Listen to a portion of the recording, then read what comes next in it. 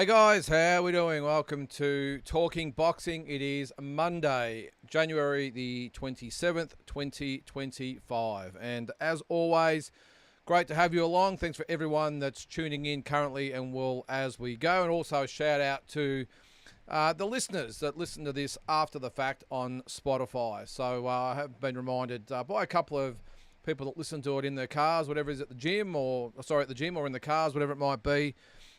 Don't forget about us. We do support the show and the channel, so I really appreciate it to everyone out there, whether you're watching live on YouTube or after the fact on Spotify.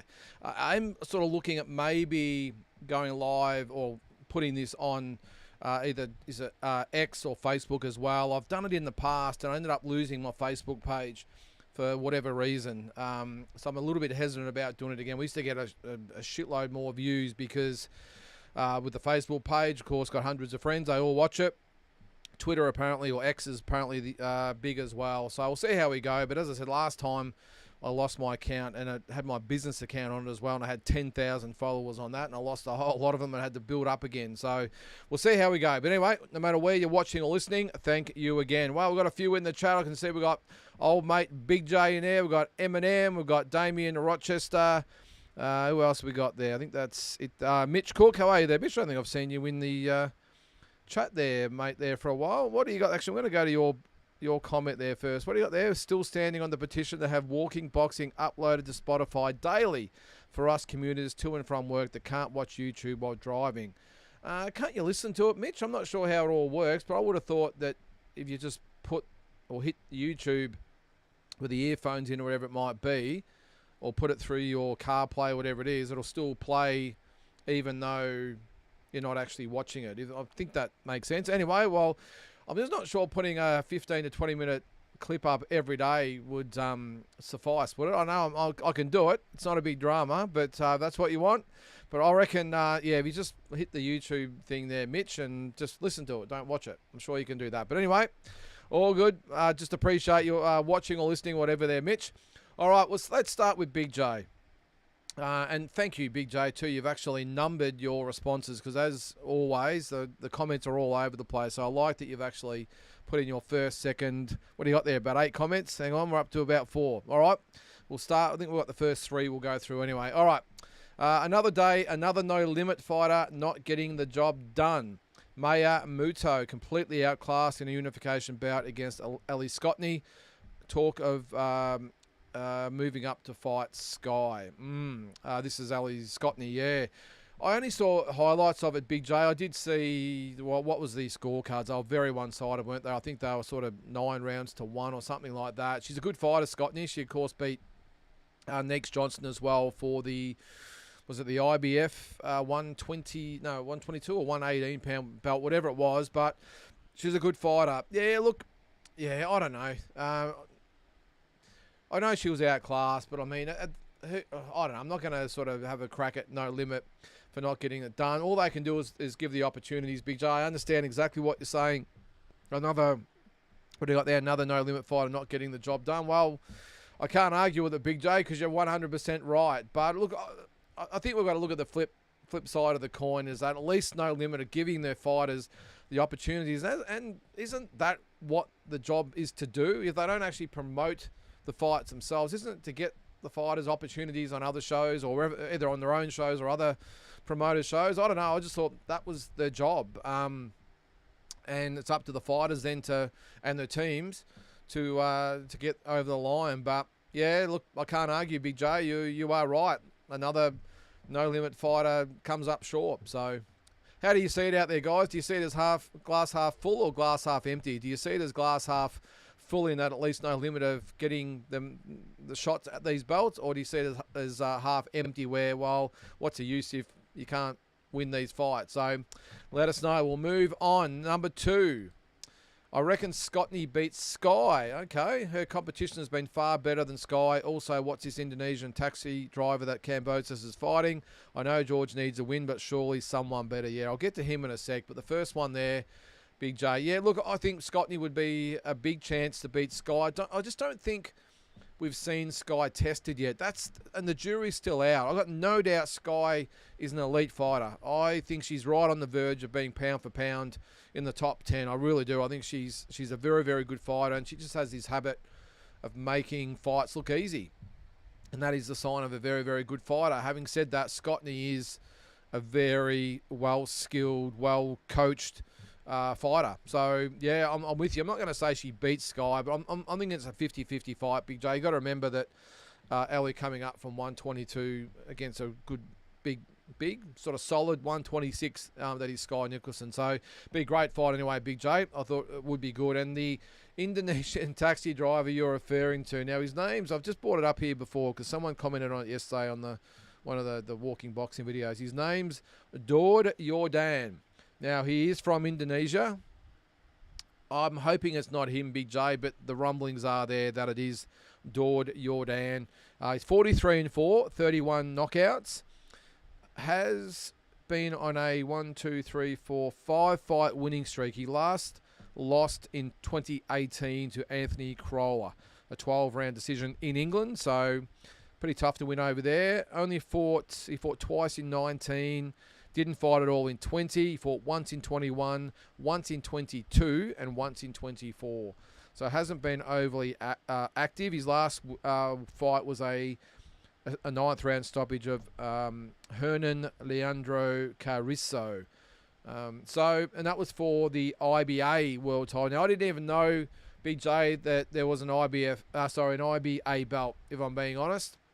Had no idea. Now, the word is right that I think George even said himself that it's a former world champion. I hope this is not the case. It's IBA, because it's hard enough to recognise the IBO, Big J, or the WBF, or one of those mobs, let alone an IBA. I mean, what's next? The IBC. I don't understand that one, but if that's it, I hope not, Big J. And I've got a lot of respect for George. I really do. I would hope that we don't see this fight and it is billed as a big pay-per-view. I understand Sky and Shanika and Terramona are all on the undercard, which sort of builds the card a little bit, but I would hope they're not going to pin George Kambosos versus Dord Jordan as a massive pay-per-view in Australia. I mean, George himself has actually said bringing the big stadium pay-per-views to Australia. This doesn't qualify, and I'm not trying to have a go at George here. It's probably more the manager. And look, it hasn't been confirmed yet either, so let's not get too excited. But it is Jordan. I'm going to really struggle to get motivated for that fight. I hope I'm wrong. I hope I'm wrong and it's someone else. But, yeah, as I said, I just hope if it is Jordan, no dramas with George just wanting to get a win at 140, and if it gets him the right ranking, that's great. But, geez, that's entering some of the no-limit territory, some of the flack they've copped for putting these shows on for $70, whatever it is, and a substandard main event. So, anyway, we'll just reserve judgment until it's announced, Big J. All right, one more from you and we'll move on. Spencer is an excellent opponent for Tim. Yes, ranked and not blown up welterweight or past his prime, so a decent opponent. I like it. Yeah, I'm with you there, Big J. 24 years of age. What is he, 19-1, I think he is, 11 knockouts. So, good fighter. I don't mind it. I think he's the perfect guy for Tim because he's obviously, like you say there, he's not a blown-up welterweight, not past his prime. He's a good young fighter. Hasn't really been tested yet. His one loss was to Jesus Ramos Jr. No disgrace losing to him, by the way. I don't mind the fight. I think he's capable. I think he'll bring it. But I think he's very, very custom-made to what we want for Tim Tszyu. So I think it's a great fight, Big J. I agree with you there, for sure. All right, let's change tact here and go with Eminem. What do you got there, mate? Doesn't look like Harry Garside will be returning to boxing anytime soon. Too busy dancing with the stars. Is that what he's doing? Dancing with the stars? I thought he already did that.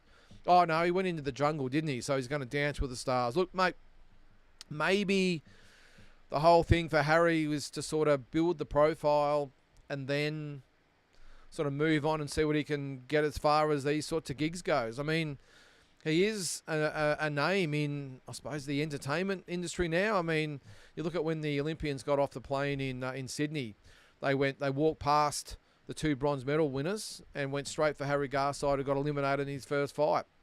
So maybe, who knows? We might see him in a Robert Irwin type of role where maybe he hosts some sort of reality show going forward. I don't know, but look, I will give it to Harry in some respect. He is a very good talker, very articulate, speaks really well, all that sort of stuff. But if he doesn't want to do boxing, well, so be it. Maybe Eminem, maybe he has given it a go. He turned pro, didn't really like the pro scene, went back to the amateurs with maybe the intent of just winning the gold medal, then hoping that would propel him into this sort of stuff, the Dancing with the Stars sort of programs. And maybe that's what he had in mind all along. But I'm with you there. It doesn't look like he's returning to boxing anytime soon, and that's okay. That's okay. If that's what he wants to do, then good luck to him. Boxing is a extremely hard sport to be in, and I think I've always said you're either all in or you're all out, and if Harry can't commit 100%, then maybe it's for the best, and let's hope he gets an opportunity with some of those shows. All right, Damien, what do you got there, mate? I was 100% with you about the in-away fight. I couldn't bring myself to pay $50 for a guy a week ago, paying $34 for the win. Yeah, I'm with you there, Damien. Look, I did think about getting the fight and doing a watch-along, but I thought, you know what? The watch-alongs are always really popular. We always get a really good audience, and it's really good numbers, and it really helps the channel get lots of new subscribers and all that sort of stuff. But I thought to myself, you know what? I don't think I'm going to get anyone that's going to want to watch these fights. Maybe the ones that just want updates and want to see what's going on, but there's going to be really no involvement. So I didn't get it, and I'm with you there, mate. $50. I just thought it was a bit rich from main event. I got no dramas paying it for the Sam Goodman fight, of course, being an Aussie. But Kim, who was 2 weeks a replacement in the 2 weeks prior to the fight, was never going to win the fight. Never really had a chance, in my opinion, to even be competitive. And they still wanted to pay us $50. Yeah, I didn't like it, Damien. And probably for the first time in a long time, I voted with my wallet. I just refused to do it, and I just watched the YouTube highlights later. All right, back to Big J, number 4.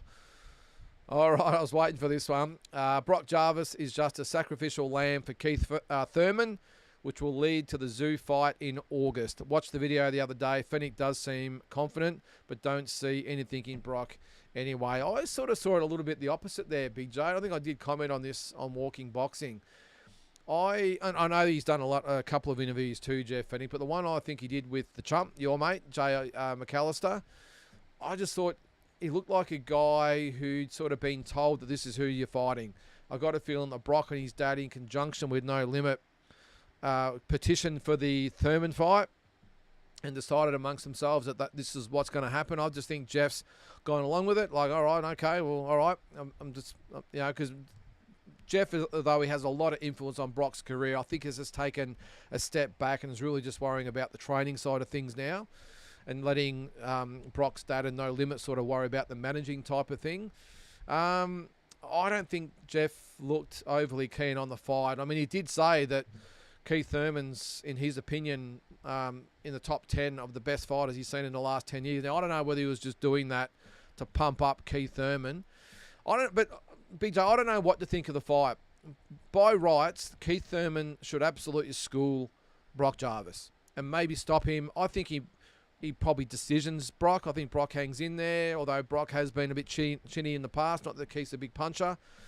But on the other hand, why would No Limit be bringing Keith Thurman out here, except for maybe to be that sacrificial lamb you're talking about there, where they build up the Tim fight. Tim's only fighting, a month later, 3 weeks later, and then they would fight later in the year. So, I don't know. I still don't know what to make of it, Big J. I'm still struggling to get my head around that Keith Thurman's fighting Brock Jarvis. But we will see, won't we? All right, Eminem. I still think those No Limit fights are backwards. Zarafa versus Thurman and Jarvis versus A makes more sense. Yeah, it's a good call, Eminem. I'm not sure whether it was you that commented on the YouTube page that one of the videos was on, or someone else, but it makes sense, Eminem. Look, there's got to be a reason why it is what it is, because I'm 100% with you. It makes perfect sense that Zarafa would fight Thurman. The winner fights Tim Tszyu in August. That makes perfect sense. And Jarvis versus A on... Is that how you pronounce it? I'm going to pronounce it A because that's just the way I'll read it. Jarvis versus A on the undercard, with maybe the winner to fight Nikita Tszyu later in the year. I'm with you there, Eminem. I don't.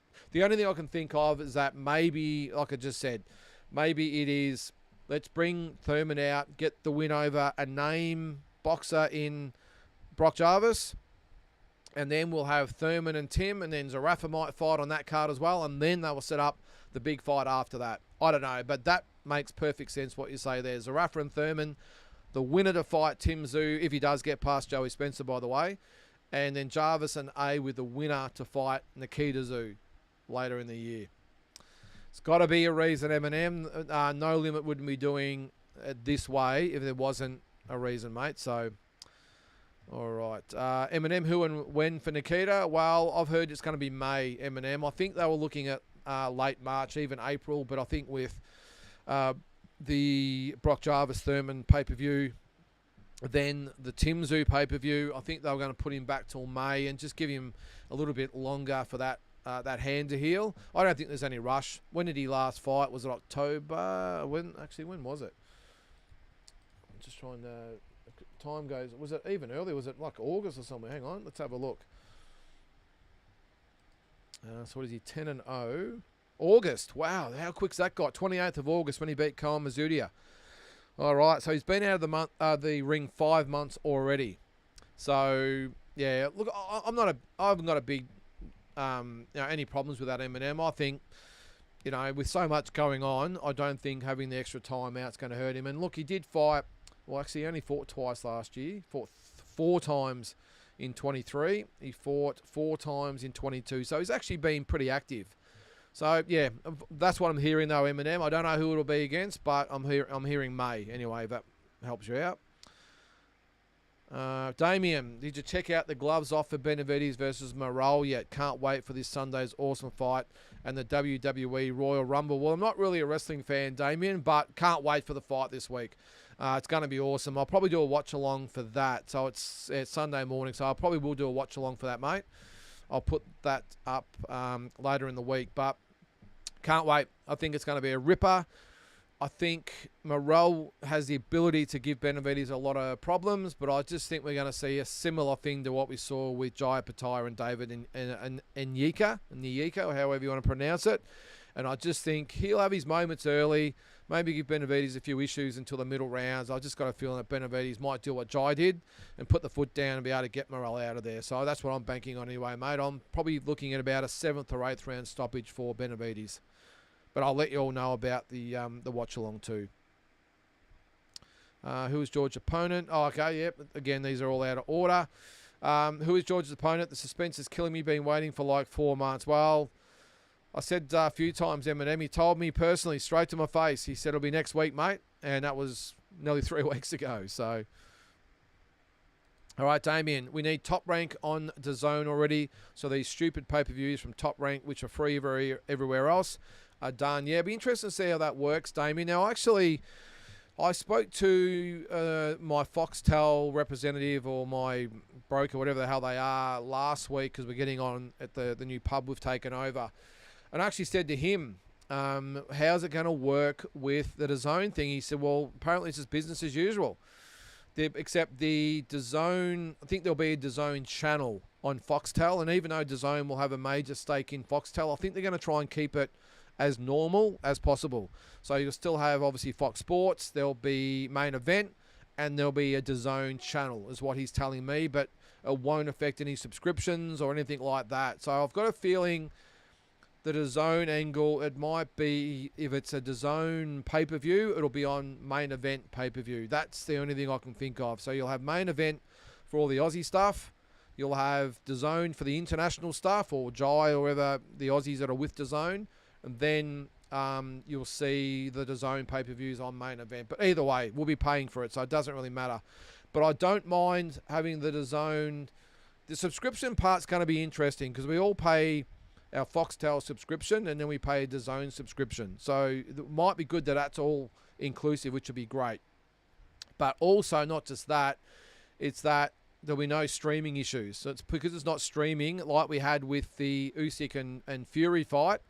There won't be those major problems with too much traffic and it freezes. Being on the TV, it should be perfect. So I'm all for this, Damien. I can't wait for it to happen. But that was straight from the Foxtel guy's mouth. He said to me, they only had a meeting about it the week before.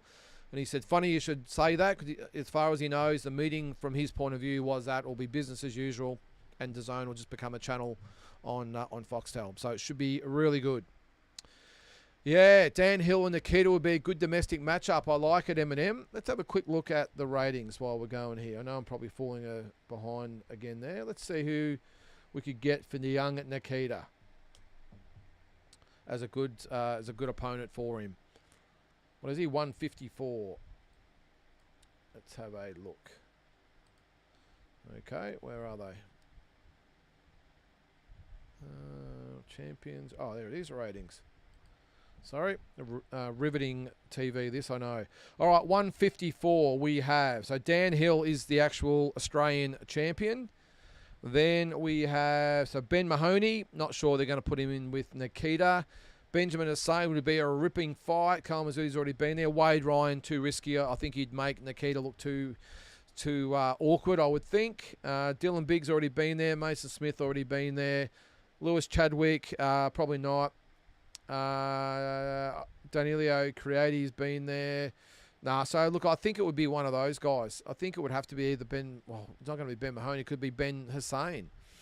They're probably the only two I can sort of think of. But it'll be interesting. Eminem, we will see. I'd like to see maybe Jason Malia move up to 154 and fight Nikita too. I reckon that'd be a ripping fight too.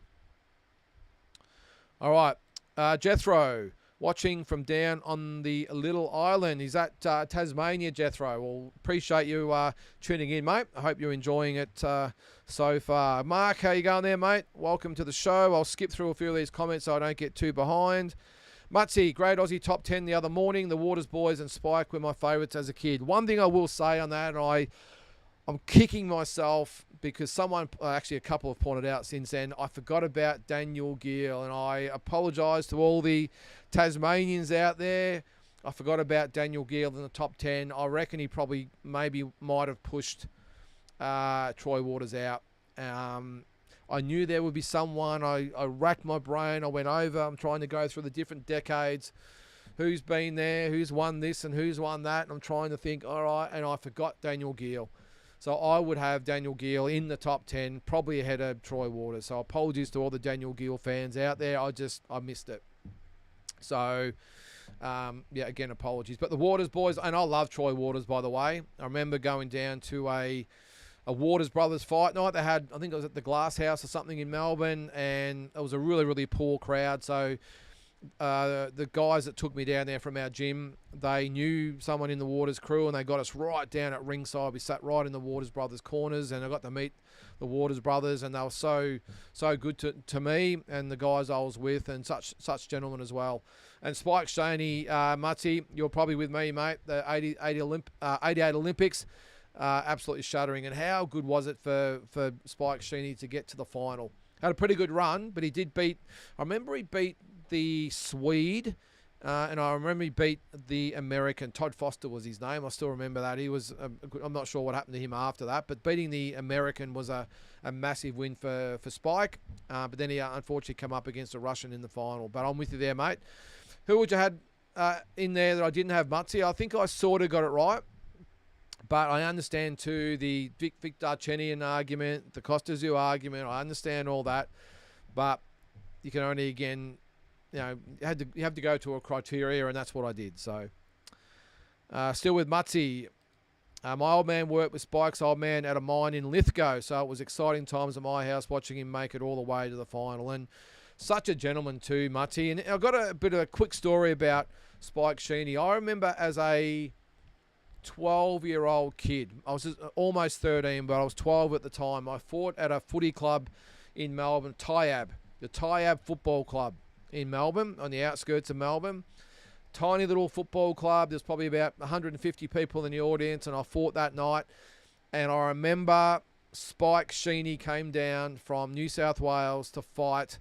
His name was Scott Chugg, and he was from the Bayswater gym with Brian Levere. And I remember watching him thinking, wow, this guy can fight. I remember him introducing him as Spike Sheeny. And I still remembered his name, like, wow, that's a cool name, Spike. And he was a really good fighter. I remember watching him on the night thinking, this is the type of guy, obviously an elite fighter, and I wanted to be like him. He was probably the first ever elite fighter I'd seen up close and personal as a 12-year-old.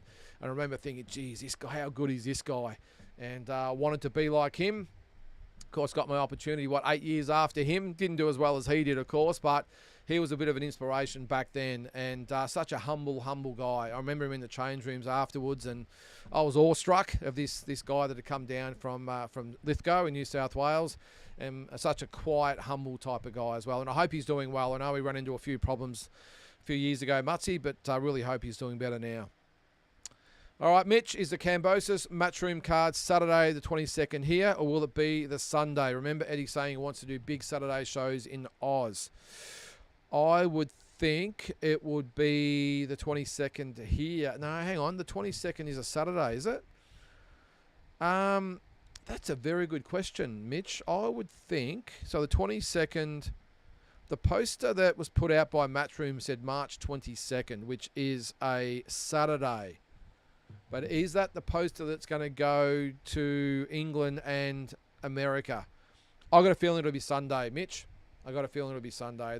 Look, there's no use someone of the calibre of George Cambosis is fighting on a Saturday night here on a big Matchroom card with the undercard that he's got. He's got the other guys on there and girls that are on there.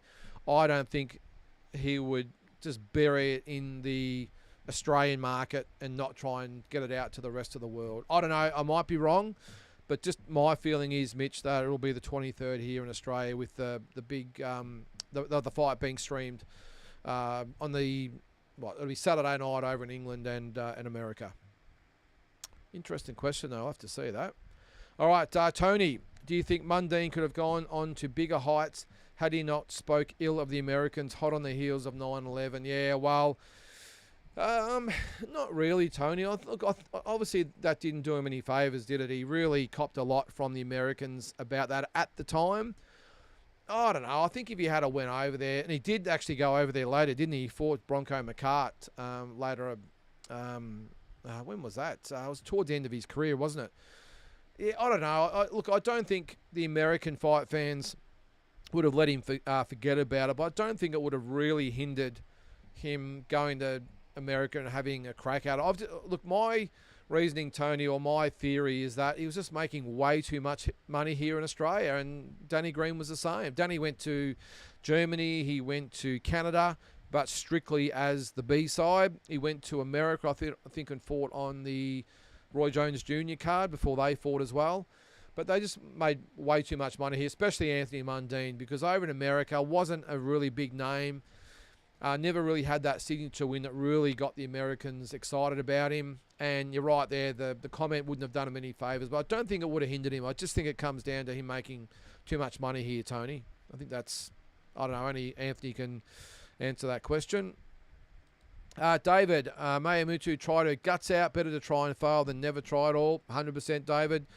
Yep, 100% agree with you there, mate. She tried, and that's all you can do. And that's why I'm a little bit I am 100% glass half full, David. I would much prefer these fighters getting opportunities and falling short than not getting opportunities at all. So, yeah, and good on her for having a crack. There's the pound for pound king. How are you there, mate? I'm doing well. Mitch, what's up? Is there a fight you want to see on the Matchroom card? Personally looking forward to seeing Jackson England back in action. Look, strangely enough there, Mitch, I'm looking forward to actually seeing how Sky Nicholson goes against Tiara Brown. Real tough girl is Tiara Brown. I still think Sky Nicholson will beat her, but I'm looking forward to seeing a real strong, hard female boxer, really an elite boxer, really come at Sky, and let's see what she's got. I'm going to back Sky to get the job done, but it won't be easy. Jackson John England, yeah, it'd be good to see him back, mate. He hasn't fought. Now he did. When did he fight? Of course, he lost to Liam Wilson. Just want to have a quick look at his record.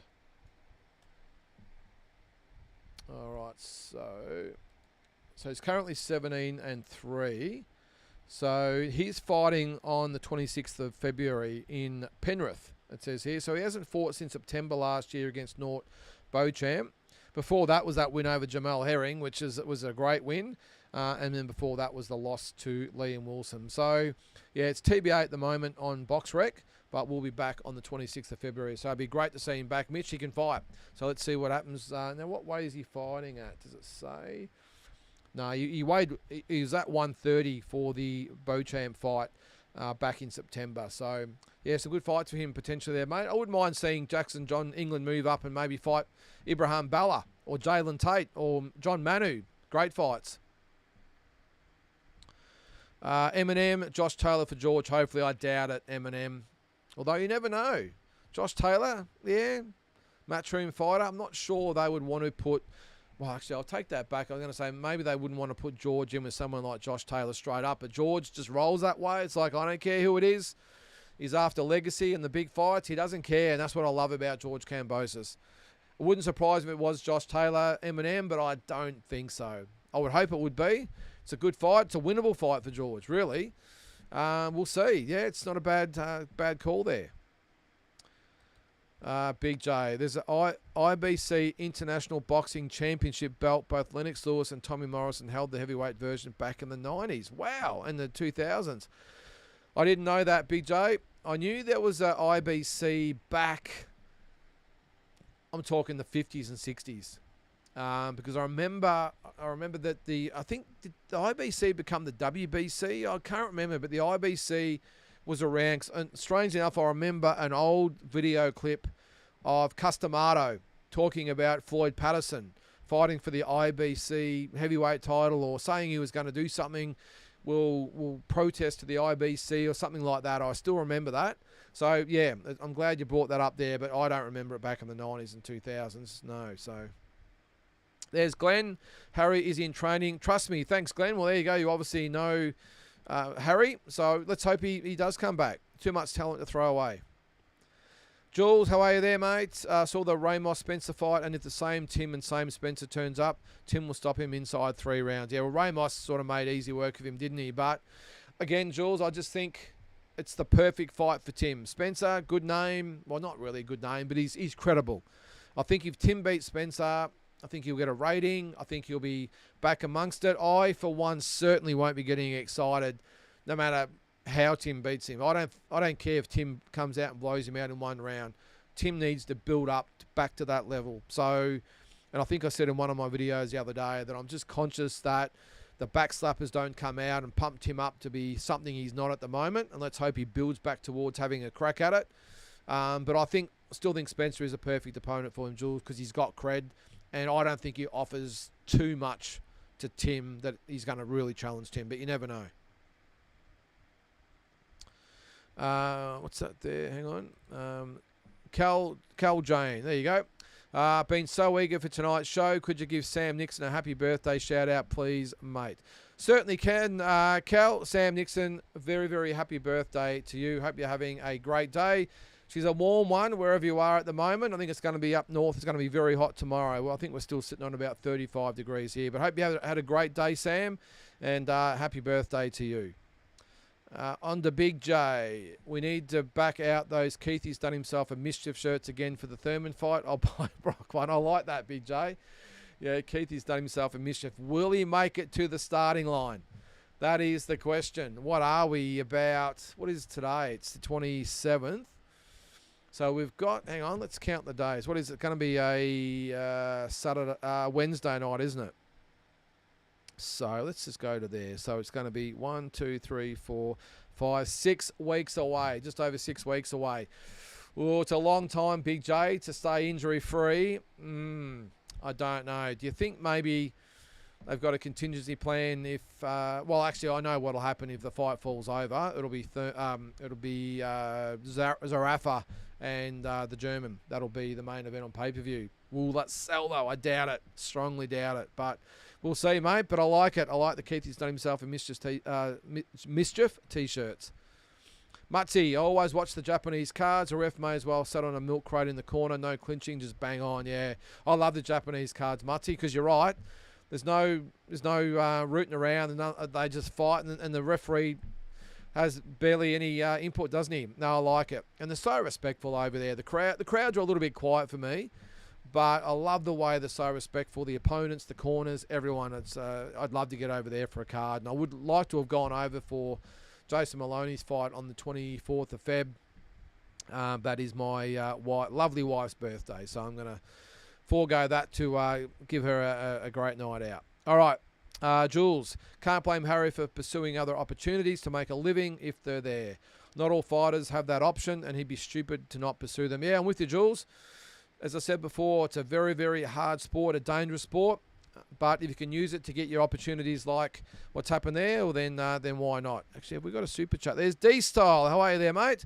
$2. Thank you very much, D-Style. Shout out from El Paso, Texas. Thank you very much, mate. And if you don't follow D-Style, make sure you subscribe to D-Style's boxing channel. It is great content. All right. I'll keep going down there. Big J. Sorry, I meant Jeff wasn't confident. As you said, the video with the Trump fanatic looked very concerned. Yeah, he wasn't the usual Jeff. I don't know whether he was just trying to maybe calm the mood a little bit, but he looked to me like a guy that had been told they were fighting Thurman and just make sure Brock was ready. That's the body language I got from Jeff Fennick. And as I said, I don't know whether he was saying that Thurman's in the top 10 of the fighters or the best fighters he's seen in the last 10 years to pump the event up, or maybe it's just a shot at No Limit to say what he is doing. It's an interesting one. He'll get him in good shape, though. He'll be right. Glenn says there's nothing to think about. Keith murders Pat. Is that Brock you're talking about there, Glenn? I think Keith wins on points. But anyway. Jules, serious question. All right, what do you got? Of all high-profile fighters in Australia, is there anyone with a more padded record than Brock? Who was his best win? Schleebs. Yeah, maybe. Yeah. Okay, let's bring his record up. You got me now, Jules. Actually, hang on. I'll bring it up. I'll have a quick look. And Brock Jarvis is going to have to get used to this, isn't he? He's being scrutinised because when you step up to these big fights and you want $70 for a pay-per-view, you got to open yourself up to these questions. Geez, I think I need to update Brock's box rec photo there, by the way. All right, let's go back. Well, he actually fought on one of my cards back in 2017. He fought a guy who was 5-3. I think he only had 6 fights. Let's have a look.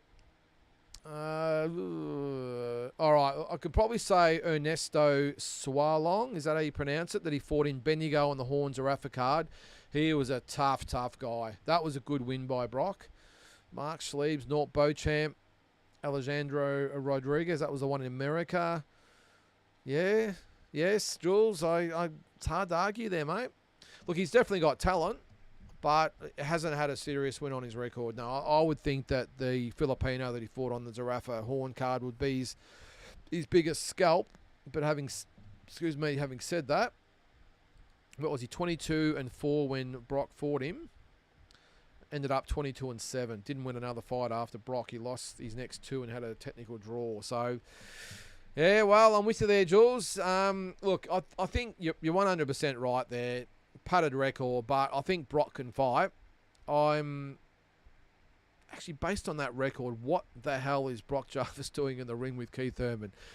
But I'll just add to that I think Brock can fight. He's a good fighter.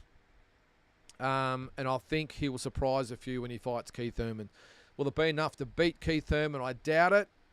But I think he might perform a little bit better than what we're thinking. You need a live opponent in front of you, don't you, to actually show what you've got. And maybe Keith Thurman is the guy to show for Brock Jarvis to show that he can fight. I don't know, but it's a very serious question there, Jules, and I have no answer for you, I'm afraid. Cal Jane, the Pacheco-Nelson fight was a great fight, I thought. What's your thoughts? I only saw the highlights. Sorry, Cal. I didn't see the whole thing. I thought Nelson surprised me at how good he was. I thought Pacheco would beat him quite easy. Pacheco, I think they're talking about maybe fighting Berlanga next, but Canelo's going to need an opponent for May. So is it going to be too early for May? I don't know. But yeah, I only watch the highlights, Cal. I can't give a really informed decision. Being a long weekend, I really didn't sit watching YouTube all weekend or watching TV, whatever it might have been. I just sort of had a quick look because I thought someone might ask the question. But look, I thought Pacheco struggled a little bit, but Nelson also fought a lot better than what I thought he would. Pacheco can fight, mate, no doubt about that. But I think he's just cannon fodder for Canelo, mate. And I think Belunga beats him as well. David, Thurman versus Zoo. Forget Jarvis, he's just a speed bump for Thurman. Yeah, we get the impression, if you look at it, David, that, yeah, they brought Thurman out to get the win over maybe Brock to really get the Thurman-Zoo fight going. Look, for me at the moment, David, even a potential Thurman-Zoo fight means nothing to me at the moment. You've got a guy that hasn't fought in 3 years. Having said that, his last win was against the current WBC champion, but that's 3 years ago. So we have no idea what Thurman we're going to get. And Tim, like it or not, is coming off 2 losses, and the last one was absolutely obliterated in 3 rounds. So at the moment, I have zero interest in Thurman versus Zoo, mate. I want to see Thurman have an impressive win over Brock Jarvis, and I want to see Tim show us something against Joey Spencer, which is, again, why I think Joey's custom-made for Tim. But I don't think I'm even going to get excited, even if they both have first-round knockouts, David. I think, still got a long way to go, but I'm with you there. Brock's going to have to fight out of his skin to get anywhere near Thurman, but you never know. Jules, Jeff's priority has been to build Brock and set him up outside of boxing, and rightly so.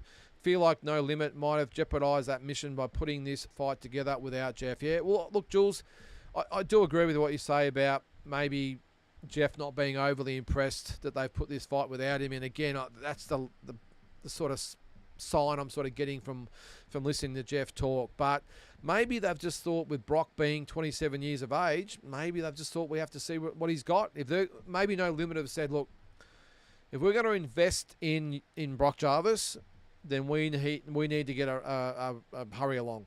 Like Michael Zarafa, what is he, 30, 31, whatever it is. They haven't got time to build these guys, and they might have just said, right, Brock Jarvis, if you want to be on our roster and have us investing you going forward, you're going to have to beat Keith Thurman. Or the other thing I said the other day in one of my videos is that maybe they've been honest with Brock and said, look, we're bringing Thurman out because we want him to fight Zoo later in the year.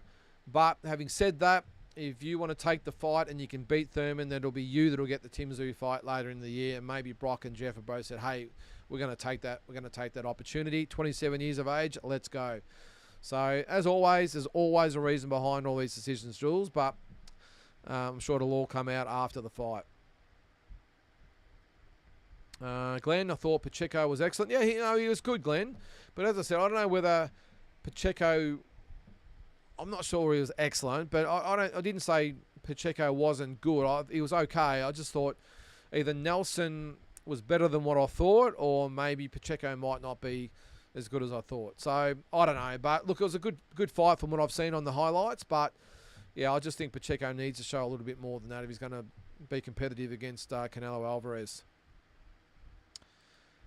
Damien, do you think you'll be heading to the States for April and May? Well, maybe, Damien. There's not really a lot of fights so far that I'd sort of put on the must-do list, if that makes sense. But with Inoue looking to fight late April in Las Vegas, and then Canelo Alvarez fighting on the 3rd of May in Vegas, I wouldn't mind doing it. Look, Inoue versus Picasso, let's say, and Canelo versus, say, William Skull doesn't excite me one bit, Damien, but it would actually be great for a double header. I wouldn't go over there for either one of those fights separately, but the fact I might be able to go over there and watch both of those fights within a week or so of each other might make it worthwhile, especially when there's not really anything else happening at the moment, is there? I mean, there's a lot of potential fights happening, but nothing that's really concrete. So if nothing happens, Damien, then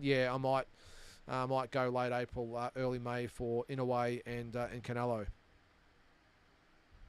Cal, almost at 2,000 followers. Well done. Yes. Well, if you're watching the channel, make sure you like the channel or subscribe, whatever it is, because we're about What are we, about 10 away? Hang on, let me have a look.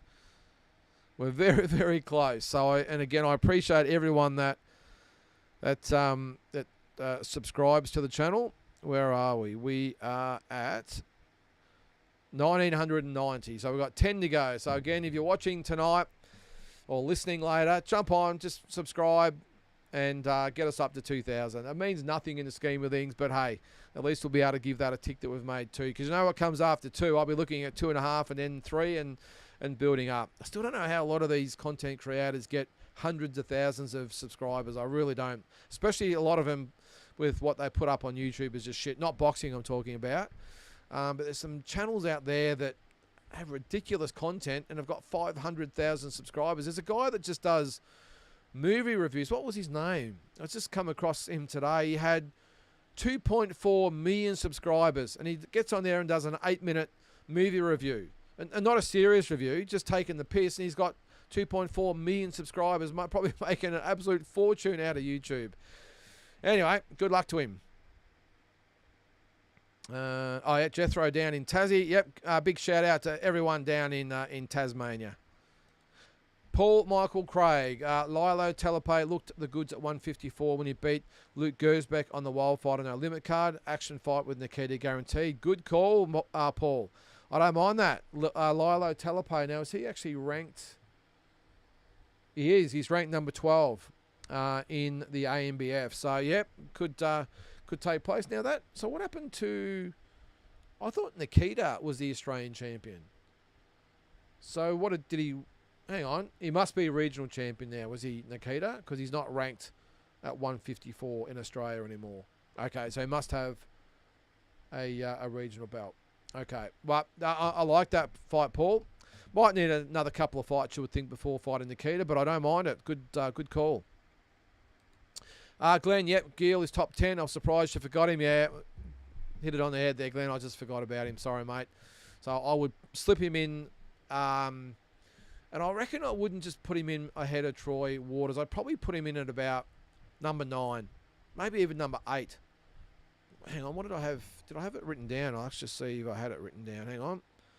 Yeah, so I had, quick recall here, guys. I had Troy Waters at number 10. I had Jeff Harding at number 9. I had Robbie Peden at number 8. Anthony Mundine at 7. Barry Michael at 6. Jaya Pataya at 5. Lester Ellis at 4. Johnny Famishon at 3. Lionel Rose at 2. Jeff Fennick at 1. I would probably put Daniel Gill, as high as number 7. That's ahead of Anthony Mundine. Maybe even ahead of Barry Michael. He could be as high as 6. And remember, if you didn't see the video, I did it from sort of the 60s onwards. I didn't go right back to Les Darcy and Dave Sands and all those champions Jimmy Carruthers and all those fighters. So I just didn't see enough of them, especially Les Darcy. I mean, is there any sort of grainy sort of footage you can see of him? We're just going by reputation, so it's really hard to put him in there. So I would have... So just to recap that, I would have Jeff Harding at number 10. I would have Robbie Peden at number 9. I would have Anthony Mundine at number 7. I'd have Barry Michael at number 6. And I would have Daniel Gill at... Jeff Harding at 10. Robbie Peden at 9. Anthony Mundine at 8. Barry Michael at 7. And Daniel Gill at number 6. So all the way to number 6. So there you go. So I hope I've rectified that, guys.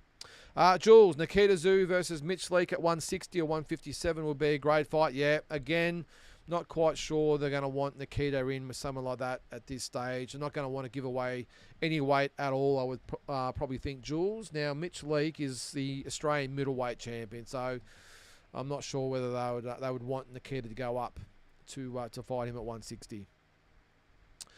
Double G, great call on the Lithgow Bash. Great times, another potential top 10 that you missed. Michael Katsidis. No, I did think about Michael Katsidis, Double G. Look, great fighter. I love the fact he fought anyone, anywhere, anytime. And when he turned up, he gave him hell. I love Michael Katsidis as a fighter. I just can't see any way that he goes above those guys. So I really can't see him above, Harding, Peden, Mundine, Michael, Opataya. Gill. Just can't see it, mate. But, loved him as a fighter, Double G. Mark says, Inoue plans 3 more fights this year. Picasso, MJ and Ball in Saudi is the plan. He's willing to move down for Junto next year. Sam lost his chance most likely now. Yeah, it does look that way, Mark, because in interviews that Naoya Inoue has done since the fight, and his handlers and everyone else, Sam Goodman hasn't even been mentioned. Not once has I seen his name even mentioned. Picasso, and I didn't actually mention it. I had someone point it out on the video that I did for Walking Boxing. I totally forgot. I did see, you would have watched this morning, I mentioned about Eddie Hearn having a crack at Naoya Inoue, calling him embarrassing and disappointing that he hasn't fought MJ. And I totally forgot that MJ lost to Marlon Tapales, who in a way just blew out of there. So I can't even get my head around why Eddie Hearn would have the balls to even bring that up, that Naoya Inoue is ducking MJ and is embarrassing the pound-for-pound ratings when he made mincemeat of Tapales, who beat MJ. So on the other hand, I do get it that Eddie Hearn is the promoter. He's looking to get his boy a shot at the title, all that sort of stuff. So that's understandable. But if he's serious, I mean, that's just taking the piss. How could you possibly say that Naoya Inoue doesn't want the smoker fighting MJ? It's ridiculous. But yeah, I did see having 3 fights this year, Mark. I did say that maybe they were talking about Junto, but like you said, Junto is maybe next year. I love the fact that Inoue's being active. I think it's fantastic. But I think they did separate interviews, and both Inoue and Junto being very respectful towards each other, which again I love. I don't think you need this trash talking bullshit to build a fight. I think Junto and Inoue is going to be absolutely massive, not just in Japan, but all over the world when they eventually fight. And I think the fact they're going to be so respectful to each other doesn't matter at all. I think it's fantastic. And I'm looking forward to actually having a fight where we get 2 very humble killers who are just like looking to get in there and punch on, like Bivol and Better Beef did. I think it's fantastic. And that looks like the fight for next year. And unless Sam can fight for one of those vacant belts, maybe if Eddie Hearn petitions enough that maybe the WBA will strip Inoue, and if that's the case, then Sam might get a crack at that belt. Where is he at the moment? Let's have a quick look at the ratings. I know I'm falling way behind here again guys, but let's have a quick look at the 122-pound rankings. In the WBA, Sam Goodman is ranked number 6. MJ or Murajon Akhmadalev is the interim champion. So we've got the 1 is not rated, 2 is Raymond Cardenas, 3 is Elijah Pierce, 4 is Lewis Neary, 5 is Marlon Tapales, number 6 is Sam Goodman. All right, so Sam's still ranked number 1 with the IBF. He is ranked 4 with the WBC and 1 with the WBO. So really, when you think about it, the one organisation that you don't want to be ranked at number 6 where he is the WBA, being that that's the belt he could get a shot at. What he really needs is someone like, say, the IBF to strip Naoya Inoue, because he could fight Marlon Tapales at 122, which would be a great fight. Sam Goodman and Marlon Tapales. Who is it? No, WBO. Carl Martin. Not so much with him, but I reckon Goodman and Tapales for the vacant IBF belt would be a ripper. So we'll see. But I'm with you there, mate. I think Sam at the moment has lost his opportunity to fight Inoue at least. And I think it's going to be a matter of getting a fight with one of those guys for a vacant belt if he's lucky. All right, Paul. Cambosa's rumoured opponent is an Indonesian name. Yeah, Jordan. Not overly inspiring. Not at all, mate. Big J, for my info, the George card starts at 6 p.m. March 22nd. Okay, no footy in Sydney Friday or Saturday. So whomever did this, the research on the NRL draw did it well. Sharks versus Bunny 3 p.m. on Saturday. It will be... we'll look for the rest of that comment later on. Yeah, okay. Well, maybe that is the case, Big J. I don't know. And you're right. Maybe Matchroom has said, well, we're going to just go by Australian time and try and get a massive Australian market and not too stressed about overseas. We'll see. So what would that be if it's 6 p.m. over here? I mean, that's in the middle of the night, isn't it, in America? So over there. So let's say it was 6 p.m. here. It would be, so what's that, about 2 hours. So in Vegas, it would be 11 p.m. at night. So it would be 11 p.m. the card would start. So the main event wouldn't start till about 2 a.m. on the West Coast, and it would be about 5 a.m. on the East Coast. So it doesn't make a lot of sense that way, but again, maybe Eddie said, well, I don't care about the overseas market. They'll watch it on YouTube later. It's we want the Australian market, because I suppose in Australia it'll be pay-per-view. Overseas it will be free. So it probably really doesn't matter to them either way, whether it's a Saturday night or it's on a Sunday. They're not going to get the pay-per-view, so maybe they're just going to try and get that Saturday night pay-per-view market here in Australia. Okay, we'll see.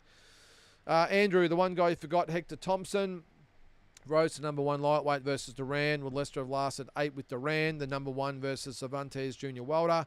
Got Rob versus Baby Cassius, my old family. Andrew, I did think of Hector. I don't know, he had the fight with Duran, but again, mate, I just couldn't fit him in the top 10, I'm sorry. And I don't think he would have beaten Lester. I don't think Lester would have lasted with Duran either. But it's hard to say. We'll never know whether Lester would have lasted 8 with Duran so long ago. But I just think Lester Ellis was a better fighter than Hector Thompson. Andrew, no disrespect to Hector. Loved him as a fighter. And you're right, he did have those other fights with Cervantes and Baby Cassius, but I'm sorry, mate, I just couldn't fit him in my top 10.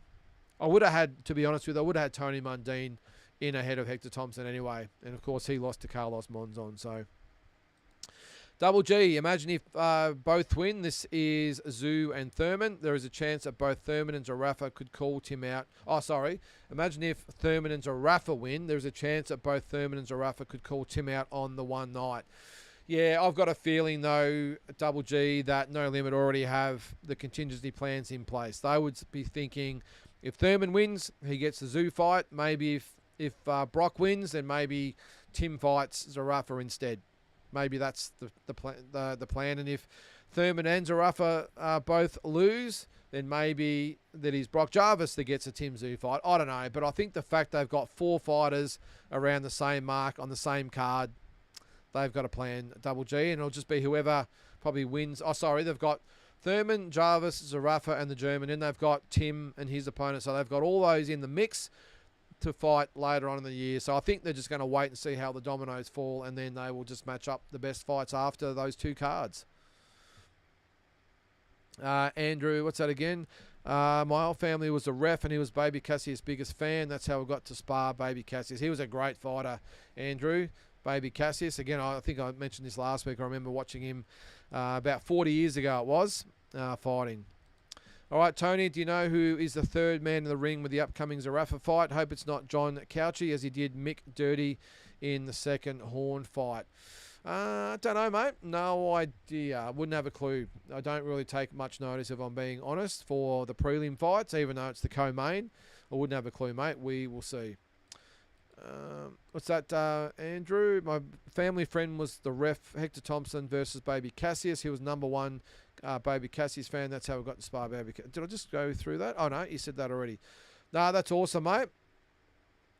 All right, Jules. Hang on, we got a super chat from Dennis. $5. Thank you very much, Dennis. Much appreciated, mate. Great discussion as always. Any updates on the KO Lounge plans? Thanks, Dennis. I'm glad you remembered that. Yes, the KO Lounge will open on the pub will open on the 27th of February. Our bottle shop's operating at the moment, but the pub will reopen on the 27th of Feb. And our first boxing event, will be the Liam Wilson and Yusuf Dib show on the 1st of Feb. 1st of March. Then we'll have the pay-per-view with Thurman and Jarvis. Then we'll have the 22nd, which will be the Cambosis card. We're going to have food trucks there, Dennis.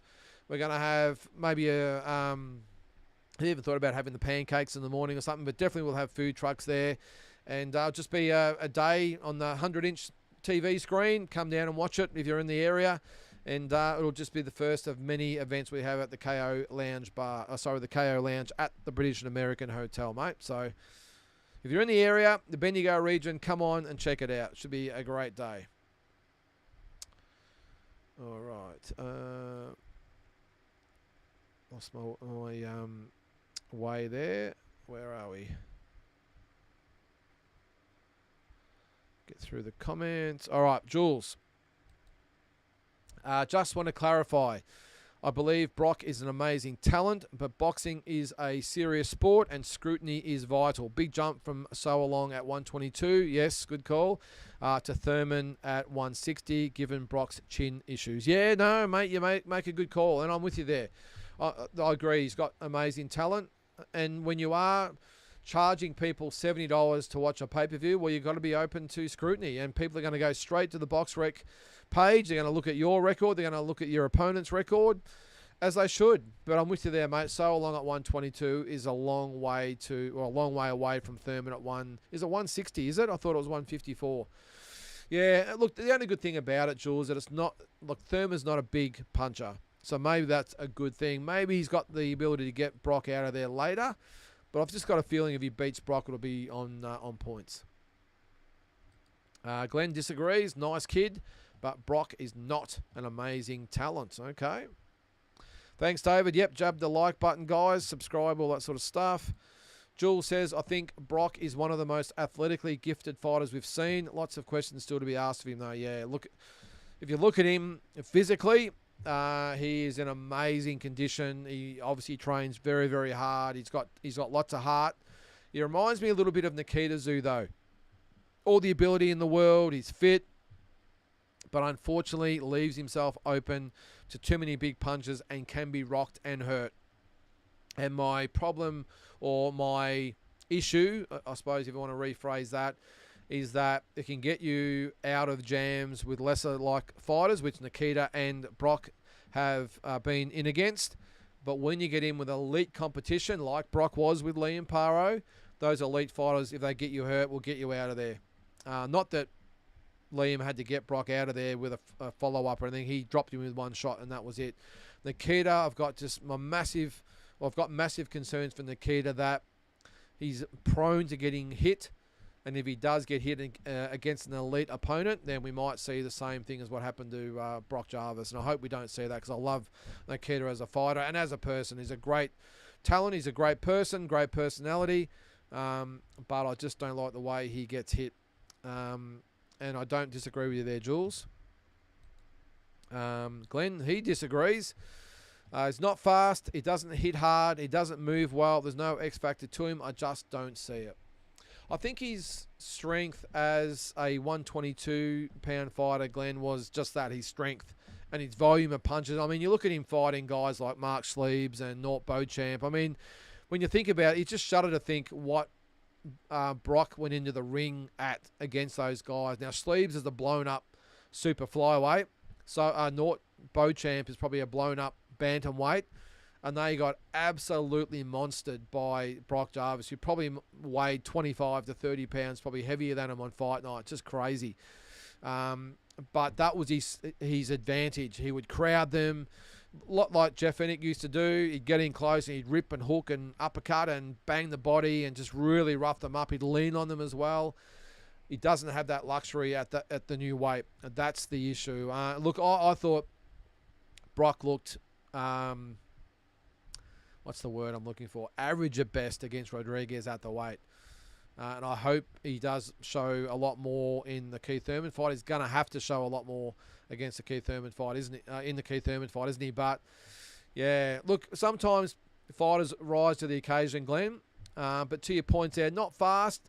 I think he's fast enough. I don't think he's slow for a 154 or 160 pounder. Doesn't hit hard.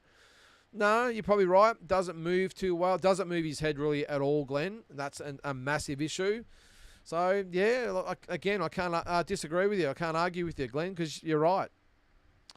David, what about Vic Patrick? Mum used to work for him in about 1960 or so. He ran a pub in Sydney somewhere. I remember her telling me that his missus wore the pants. If she said jump, he said how high. Just because he's not from the era, I said, David. I haven't seen enough of him. When did he fight? Back in the, was it 40s, 50s, whatever it was? I went from the sort of the late or mid 60s onwards, mate. So that's when I said about the modern era.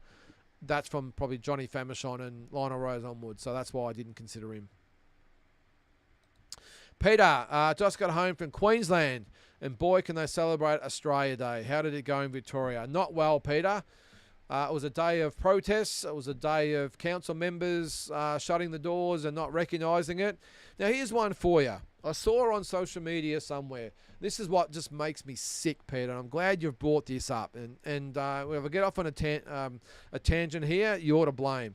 I saw in Dubai, what's the big tower there? The Califar or whatever the hell it is, the building there, the biggest tower in the world.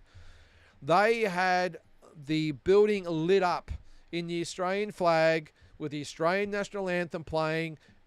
They celebrated Australia Day more than what we did here, and that is a disgrace. Maybe not where you were in Queensland there, Peter, but in Victoria, you wouldn't have even known it was Australia Day. It was pathetic.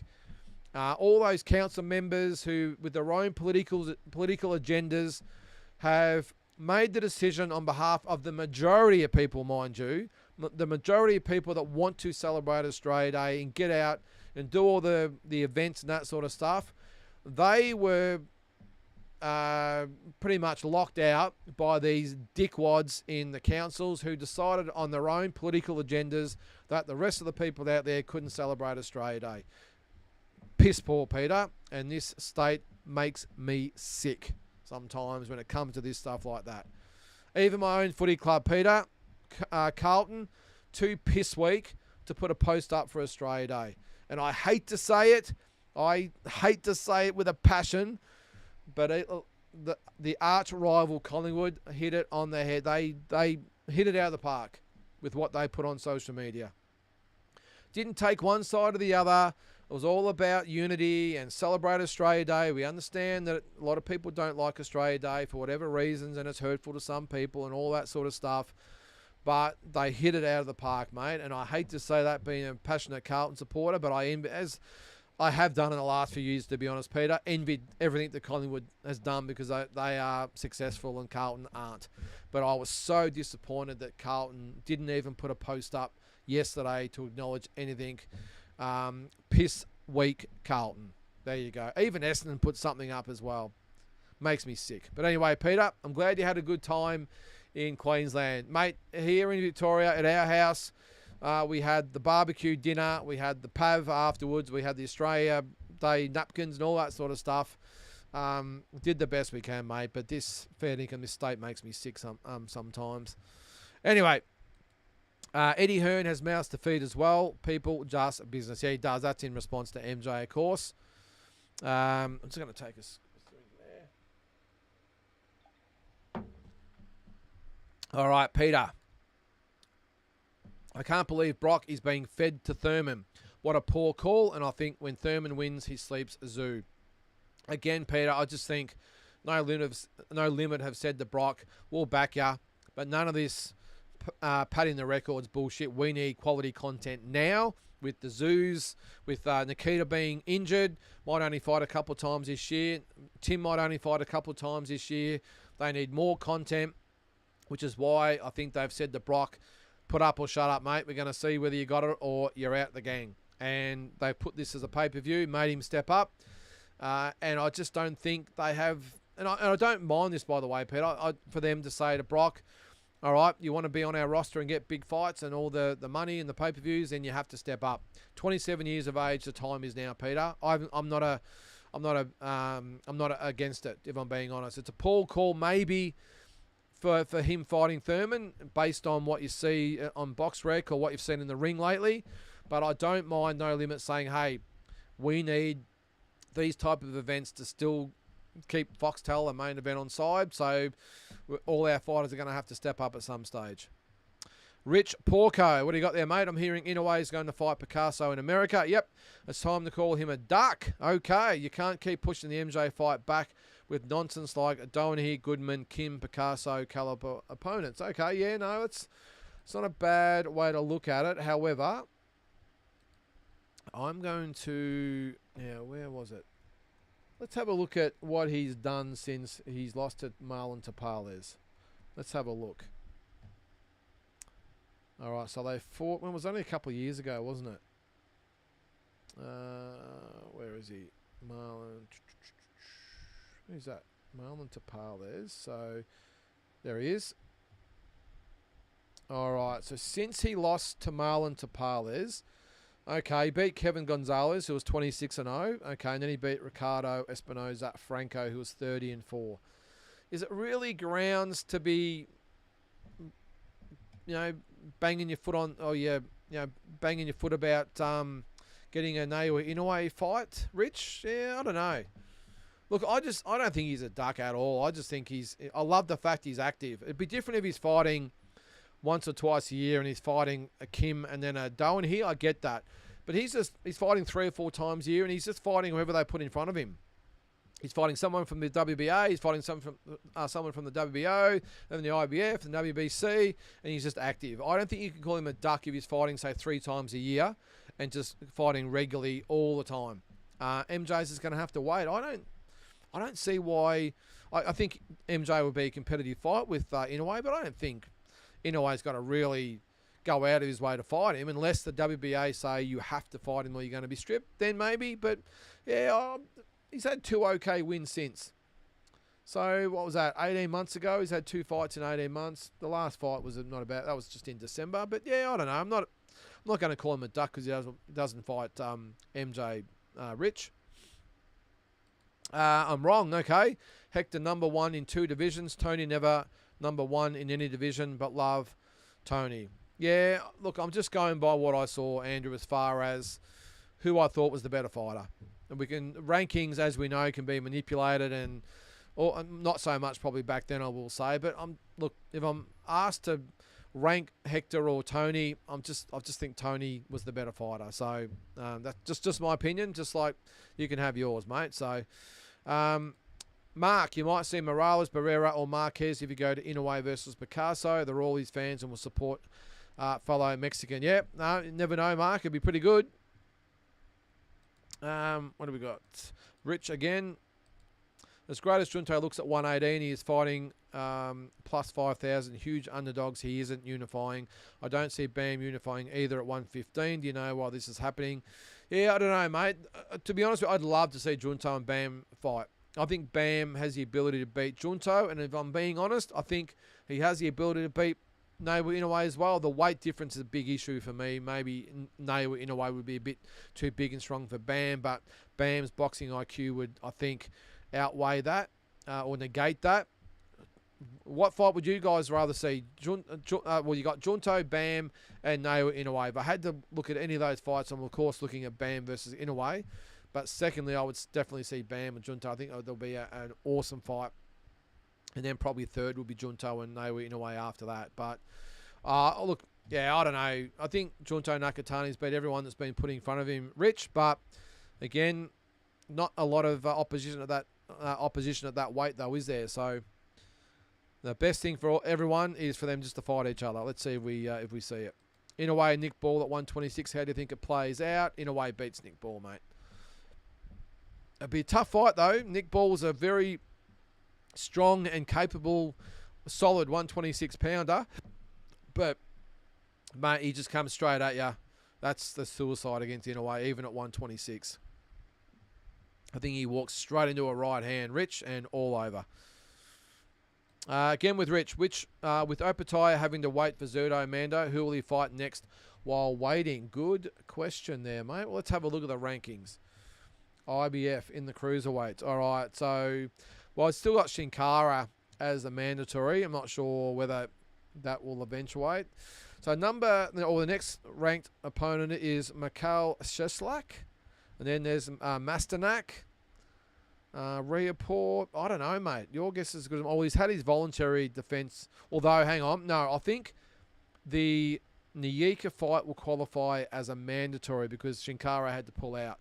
So I think that will fulfill the mandatory, and then he'll have a voluntary. Now, I don't know. I reckon someone like a Masternak might fit the bill. Mikhail Sheslak, don't know much about him. Maybe he's in there as well. But I don't know, mate. No matter who it is, it'll be someone that can fight anyway. Jai just doesn't know any other way. Would have Jai number 4 pound for pound with a rocket. That is the Australian top pound for pound. Who did I have? I had him at number 5. I had Lester Ellis at number 4, mate. But yeah, that's cool.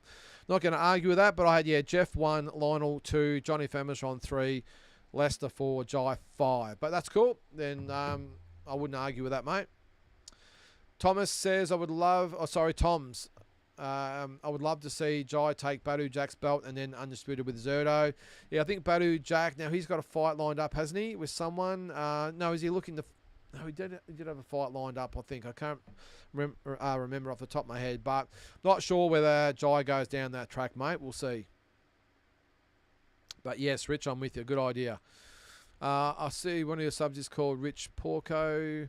I recall the Melbourne boxer name. Porky, do you know this boxer? I just can't remember his name. That's Graham Brook, mate. That is Porky.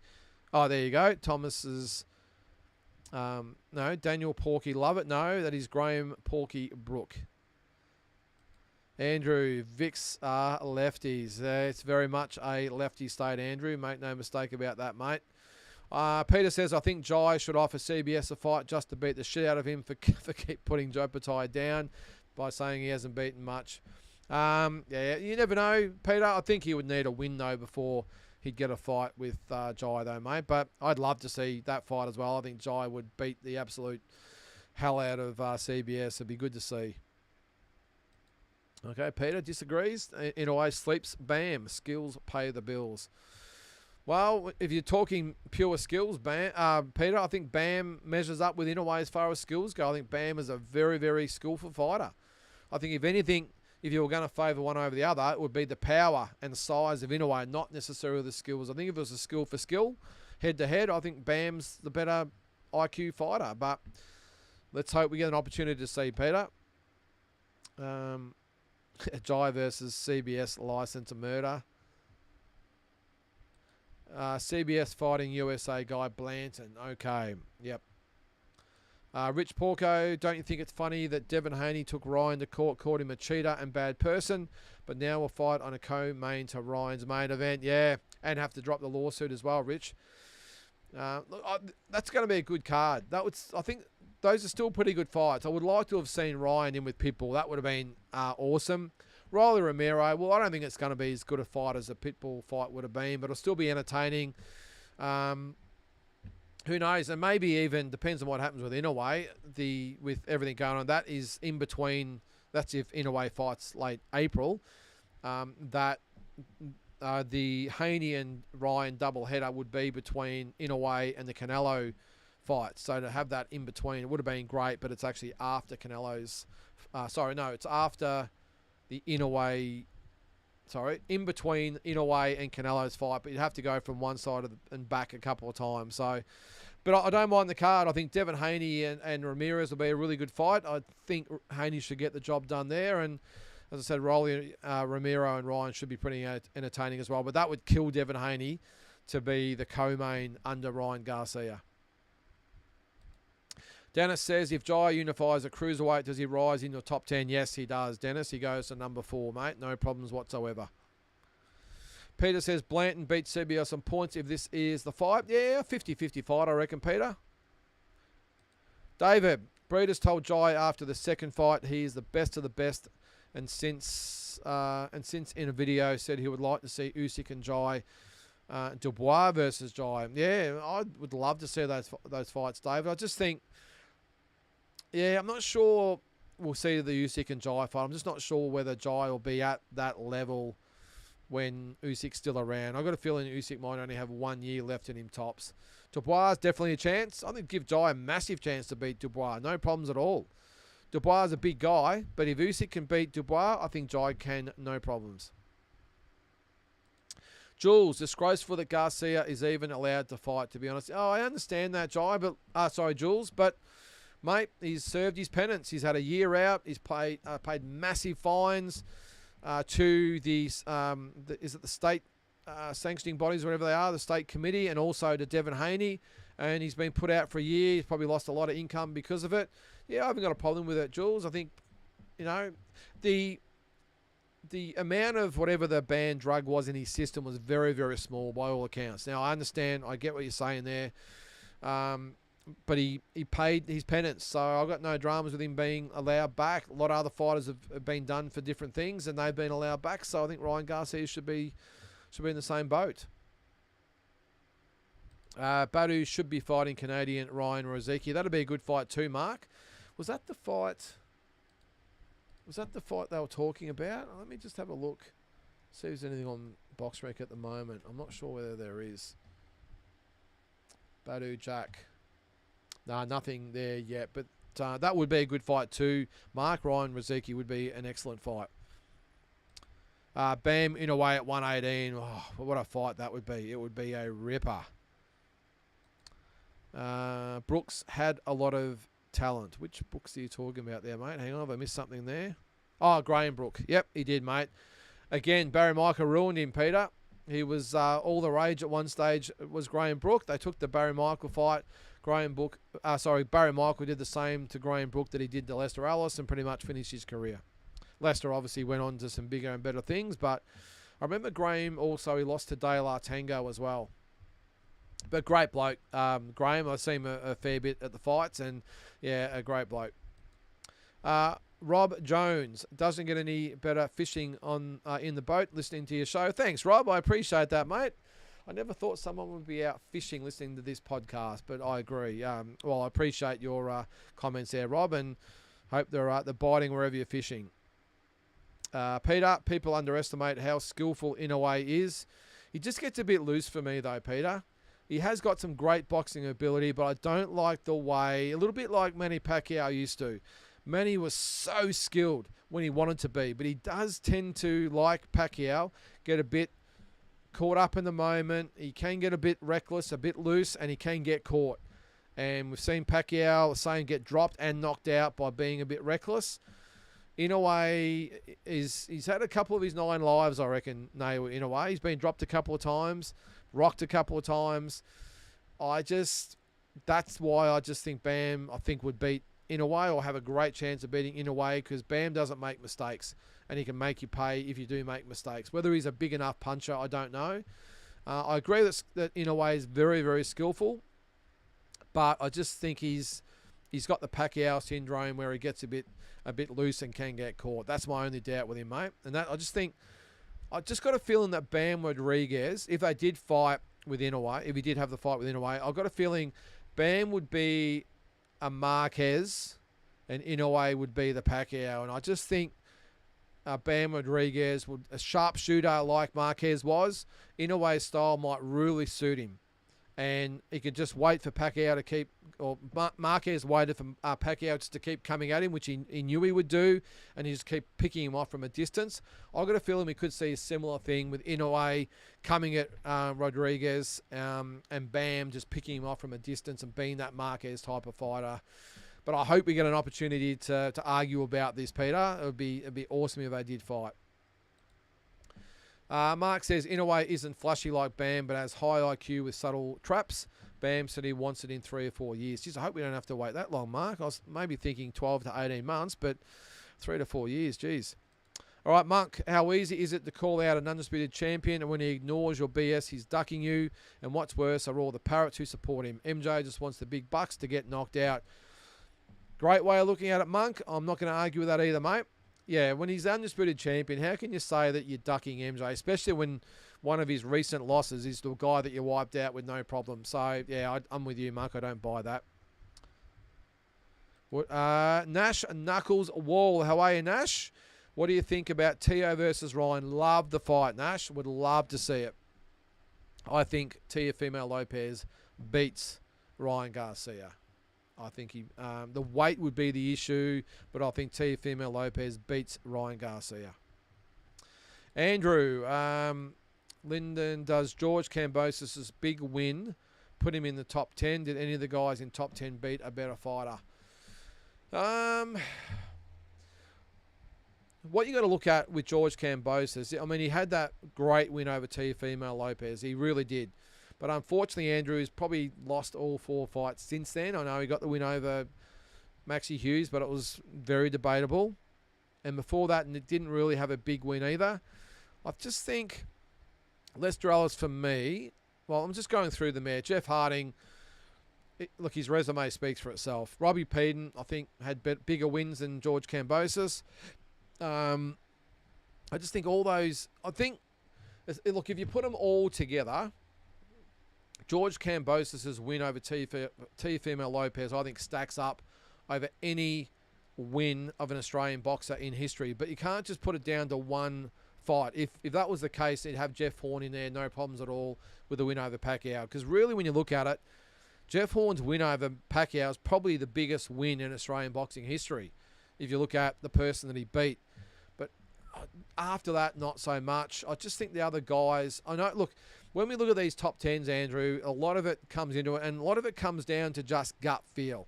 You're looking at ability, you're looking at resume, you're looking at things like who are the biggest scalps on the record. A lot of those things you've got to tie up or throw in the air when you're putting these top 10s together. But in the end, if you've got a few guys around the mark, you've got to go with gut feel. And George Kambosos was very close. I just think those other guys were in front of him. And unfortunately, even though Hector Thompson came up against Roberto Duran, he still didn't get that signature win. Tony Mundine, unlucky to come up against Carlos Monzon, but didn't get the signature win. Now, they might have been ranked at number one at different stages, but they just didn't have those big wins the others did. And George Kambosos are very, very close. Jeff Horn, very, very close. Danny Green, very, very close. Daniel Geale should have been in there. I'm pretty sure everyone's got their own criteria. Just with mine, I just couldn't find a spot for him in the top 10. As far as his win over Teofimo Lopez, though, I would have it in the top probably 2 or 3 biggest wins of all time. Probably, as I said, I'd probably still have Horn over Pacquiao, but maybe Kambosos number 2 over Teofimo Lopez. But I'm sure there's someone out there that would have said, well, no, Johnny Famechon beating Jose Allegra was a bigger win. Lionel Rose beating fighting Harada was the bigger win. I still would have thought if Jeff Fennick had have gotten that win over Azuma Nelson officially, that to me would have been the bigger win. I would still rank Azuma Nelson over Manny Pacquiao, and especially Teofimo Lopez. I think that would have been the biggest scalp of an Australian boxer ever, but he didn't get the win, unfortunately, so it would be Horn over Pacquiao and Kambosos over Lopez next. $10,000 fine, that's Garcia. No, I think he get fined for not making weight as well, Jules. I'm pretty sure he got, was it a couple of million? He got fined for the weight, and then I'm pretty sure there was more to it there, Jules. Hang on, let me have a look. I'll see if anything comes up just quickly here. Ryan Garcia, what do we put in? Ryan Garcia sanctions, maybe, I don't know. Let's have a quick look and see if anything comes up. All right, so he got, what did he get? So ESPN have put something up there. So 1 year suspension, forfeited his purse, they say here. They fined Garcia $10,000. I don't even know what the use of that was. But he had to pay, was it $1 million or $2 million or something to Haney? I think he got what was due to him, Jules. Peter, Dubois got stopped by cruiserweight in Usyk. If Opetaia fights him, I think after 4 or 5 rounds, Opetaia starts to take him apart. I agree, Peter. I think that Jai beats Dubois. Rich, do you like how Keyshawn Davis is so dismissive of Andy Cruz, saying he rejects the fighting him? Cruz is 4-0 versus Keyshawn in the amateurs. I think Cruz beats Keyshawn Davis, Rich Porco. Keyshawn Davis is just part of the whole crew where it's all yap, yap, yap. Andy Cruz is a better fighter than Keyshawn Davis, Rich. I think Cruz is definitely a world champion in the making, and I would think maybe one of the reasons that Keyshawn Davis is gobbing off like he's about Cruz is maybe it's a sign he doesn't want to fight him, and that's his way of maybe skirting around. I don't know, but I think Andy Cruz beats Keyshawn Davis. He's got so much to prove, Keyshawn Davis. Hang on, we've got a super chat there from Andy. How are you there, mate? Boom, $10. Thank you very much for that, mate. Really appreciate it. Bam, Junto, Sam, or NJ, all quality next options for Naoya Inoue, in my opinion. Kambosos needs a W before he can sell a big fight. Thurman brings good attention to Australia. Yeah, well said there, mate. Very well said. Dennis says, wasn't Graham Brooks related to Lionel Rose? His nephew. Yes, he was, Dennis. He was related to Lionel Rose, and you're right. I think it was his nephew. Yeah, he was his nephew. Yep. Mark says, Inaway dropped once by Neary and hurt by Donaire. Bam dropped by Estrada. Yeah, and look, they were both guys, they were sort of shock knockdowns, weren't they, Mark? Yeah, no, you're right. I think Bam was definitely just one of those just shock knockdowns. And in a way, it was a little bit the same, but he was definitely hurt by Donaire. But haven't we seen Donaire knock people out with the same shots that he hit in a way with? So he's got a chin. I just think in a way would be the Pacquiao and Rodriguez would be the Marquez. And I just think style-wise, I just think Bam has got the style to expose Inaway's flaws. And I think he's the only one, in my opinion, that has a realistic chance of beating Naoya Inoue. But as always, there will be someone. And the odds are it won't be Bam Rodriguez. It'll be someone we least expect that'll just pop up out of nowhere, unfavoured, given no chance to beat him, and he'll beat Inoue. It's just the way boxing has been over the journey, hasn't it? Adam Bennett, how are you, Adam? How many more big wins before Jai is considered number one on your pound for pound list? Good question, Adam. This is the Aussie list. Geez. I would think if he'd have to either unify the cruiserweight titles or move up to heavyweight and win a version of the heavyweight title. You've got to remember, and I know Jeff Fennick, he got a lot of flack over the journey, and I know the win over Satoshi Shingaki wasn't massive, but it was still a belt back in the day. But when he went and he defended actually that belt, even though Shingaki was a bit of a soft touch, he did beat Steve McCrory, the Olympic gold medalist, in a mandatory defence. He beat Jerome Coffey, who was the number one challenger as well, beat him as well. He beat, actually, as the IBF champion, beat Daniel Zaragoza, who was a former champion when he beat him and a future champion after that as well. So beat him in a non-title fight, which was probably his best win at that weight, but it ended up being a non-title fight, which just blows me away. But then Samart Payakaroon defended against the mandatory 3 or 4 times, went up to featherweight, beat Collegius, who was a killer, Marcos Villasana, Mario Martinez, had some excellent wins at that weight, should have beaten Azuma Nelson. So to answer your question there, yeah, Adam, I think he would have to unify the cruiserweight belt and then go up to cruiserweight and win a version of the titles, in my opinion, to be number one, to surpass Jeff Fennick. I think up, who was number 3? Johnny Famish. I think it's not going to take a lot for him to go past Lester at number 4. He's almost there now. Number 3, Johnny Famishon, maybe, yeah, he's close, and Lionel Rose is maybe just a little bit further than that, and then Jeff Fennick. So it's still a little bit of a mountain to climb, Adam, to answer your question. But I would think if he unifies the cruiserweight title and then goes up and wins a portion of the heavyweight title, it might be enough. Depends who he beats for that version of the belt too, by the way. I'll tell you what, though, if he went up and beat Alexander Usyk, he would go to number 1. Definitely. David, K-Shawn versus Cruz will happen. Will be a great fight, maybe trilogy-type fight. Yeah, it could be David, but again, I back Andy Cruz. Andreas Sava, how are you, Andreas? What Garcia did to Haney can't be erased from history, only on paper. Haney was a whisker away to being stopped by an aging Linares and arguably lost against an aging Lomachenko. It's a matter of time. Yeah, no, good call there, Andreas. I don't care. I'm with you. I don't care what the history books say. I'm still Ryan Garcia. He beat Devin Haney. Schooled Devin Haney. Simple as that.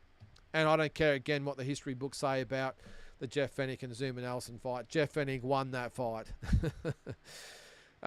Peter, what do you think about Nyeka winning a world title moving forward? CBS said he was an okay fighter. I have some news for him. Nyeka would KO him. I agree. Nyeka would beat CBS 100%. I just don't know about the psychological damage that he would have, though, Peter. I think he'll come back okay. I really do. I think he would put it in perspective that losing to Jai Patai is no disgrace, and I think he'll come back okay. And I think he wins a version of the world title at some stage, Peter, for sure. David, come on, guys. George, highly overrated. Beat a poor T.O. Mate, you can only beat who's in front of you, David. Look, it's your decision or your prerogative if you think George is overrated. That's fine. But you can't say he beat a poor T.O., mate. I won't cop that. At the time, I'm pretty sure I'm almost 100% sure actually that Teofimo Lopez coming off a win over Vasily Lomachenko. You can't begrudge that. Where was it? Yeah, coming off a win over Vasily Lomachenko. You can't say a poor T. You can't say maybe you could actually say he took George Kambosos lightly, but that's not George's problem. That's happened many times throughout history. George beat the undisputed lightweight champion of the world of the time conclusively, and that's, you can't say is poor or overrated. Well, maybe you could say he's overrated. That's your prerogative again, but I'm not going to cop that he beat a poor Teo. Teo was the undisputed lightweight champion at the time. George only at fringe level. Okay, yep. Again, that's your call, David. 100% Ellis was a better fighter than Kambosos. Yep, I agree, Peter. George hit a Bradbury that night, but he did fight out of his skin. Well, but that's what happens, David. We've seen it in the past. I mean, geez, you could say the same about Buster Douglas against Mike Tyson. Fought out of his skin. It just happens. I could probably go through a lot of others in history. Jeff Horn against Manny Pacquiao, but it doesn't matter. It doesn't matter about pulling a Bradbury. You either fight or out of your skin or you don't, or you win or you don't. I mean, those guys did what they had to do. I got so much respect for what they did. Jules, a photo of George in the ring after Teo wearing every belt in existence is number one pound for pound hardest photos in Australian boxing history. I'm with you, Jules. I love that photo. Swollen, like the eyes are swollen, blood all over his trunks, busted up, but he had all the belts. I loved it too, Jules. I like it. Rich, Canelo was undisputed at 168 and ducked at Benavides. Being undisputed doesn't mean you can't duck. Yeah, no, look, I think there's a difference between Canelo ducking Benavides than, in a way, ducking MJ. Rich, I think Canelo was more of a business decision. I think they were just waiting it out until Benavides went up to 175. I think they knew that Benavides was a tough fight for Canelo. But being the fighter that he is and the status that he has, he could probably do that.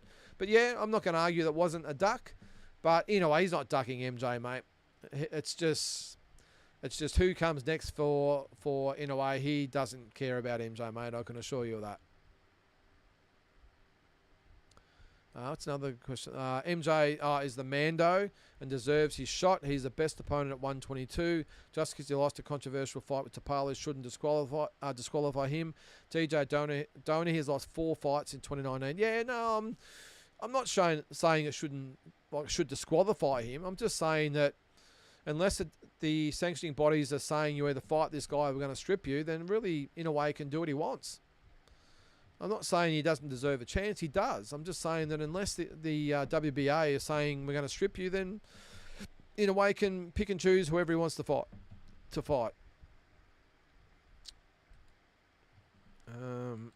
Excuse me there.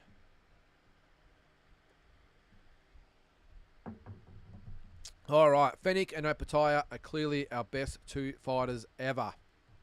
Not quite yet, Peter. Potentially. I think Jai's got a massive... Well, I think he will. Not just an opportunity. I think he will go past Johnny Famechon and Lionel Rose. But he needs to do a lot to overtake Jeff Fennick, purely based on his accomplishments. Jules, have been through that one. I think we've been a couple of times. Jethro. Turkey will pay Haney more money to fight Garcia than Haney would ever get from his lawsuit. Yep, and maybe that's been explained to him, Jethro, that maybe the Turk has sat Devin Haney and Bill Haney down and said, now, in the best interests of all concerned and going forward, I think it's in the best interest you drop that lawsuit. And maybe said that himself, Jethro, because the money you're going to make with that, who cares about this ridiculous lawsuit against Ryan Garcia? Drop it and let's move on. Andy, Keishorn Bowenchuk winner versus Tank Davis in 135 unification, please. I love that fight, Andy. That's going to be a good fight, Keishorn and Bowenchuk. I think Keishorn Davis can win that fight. I think he's got the style to beat Bowenchuk. Tough, of course, but I think Keishorn Davis will win that fight. I think Tank Davis would be far too strong and hard for Keishorn Davis, though, but it would be a great fight. Still with Andy, 118, 126, 130, 135, 140 and 147. Needs to unify. At least Boots versus Stanionis appears penciled in. Yeah, April 12th that is, Andy, so that's a good one. 118 I think we'll get it. 126 I think we'll get it. 130 not so sure. 135 possibly. 140 possibly. And 147 I doubt it. I think Boots maybe beats Staniotis and maybe says, look, 2 belts is enough, or 3, whatever it is. I'm moving up to 154. So I doubt that will happen. But I think the other divisions, yeah, definitely. Rich, I don't know if I'm right, but from the outside looking in, seems like Australians aren't into all that flashy, cocky talk. No, we're not, mate. We don't like that at all. Jose Chavez. All right, Jose. I think Zerto will put Jai to sleep. Well, I'm going to say no way, Jose. I've been waiting for an opportunity to say that. Nah, not going to happen. Jose, as Jai, I think, beats Zerto comfortably. Fennick has been awarded the WBC belt for the Nelson fight in America. He has, but I don't think Jeff would still consider himself the WBC champion, mate. I think it's a great gesture from the WBC, but I think even Jeff Fennick would say, hey, I appreciate it, but I didn't win it in the ring officially, so I'm still not going to claim that belt. It would have to gnaw on Jeff Fennick. It really would, wouldn't it? The fact that he didn't have that belt. I had him winning 9 out of the 12 rounds. And if you haven't seen, by the way, we used to do classic fights, and I've just ran out of time a little bit to do it these days, but we used to go back. We'd have 3 or 4 of us on the telecast or the episode, and we'd go back and revisit these big fights, and we had Jeff Fennick on to review that fight. So jump on this channel and go back and find it. But we had Jeff Fennick on doing the classic fight with him and Azuma Nelson, the first fight. It was fascinating to get the insight from him straight out of the horse's mouth. It was fantastic. 126 sitting around singing Kumbaya, hoping for a Naoa call-up for big dollars. Some Tank fans still want Naoa. Oh, that's just ridiculous, Andy. I can't believe they're even putting that up. For Naoa Inoue, who's gone up in weight at 122, to fight a guy who's a big, strong 135. It's ridiculous. Nash, Dad and I went to the Jai fight in Brisbane. We were wondering how it compares to an overseas atmosphere. I was at the Gold Coast you're talking about, Nash, if that's the one you're talking about. Oh, look, it depends on what fight you're looking at, Nash. I've been to a few fights, smaller shows. Look, I think it compared. No problems at all, it compared. Probably not so much to those mega fights with Canelo and Pacquiao and Mayweather and those types of guys, but all the other fights, no dramas at all, mate. It compared 100%. I thought it was a great atmosphere on the night. I thought it was fantastic at the atmosphere at the weigh-in, at the fight itself. The undercard left a bit to be desired, Nash. Normally there's a couple of good fights on there to really rev the crowds up, but I thought it was great, just like the No Limit shows are. The No Limit shows I've been to in Australia with Tim or Nikita, been great shows. Garcia was a cheat. That's fine, mate. Jose Inoue versus Tank is probably a super fight. Nah, it's too big for him, mate.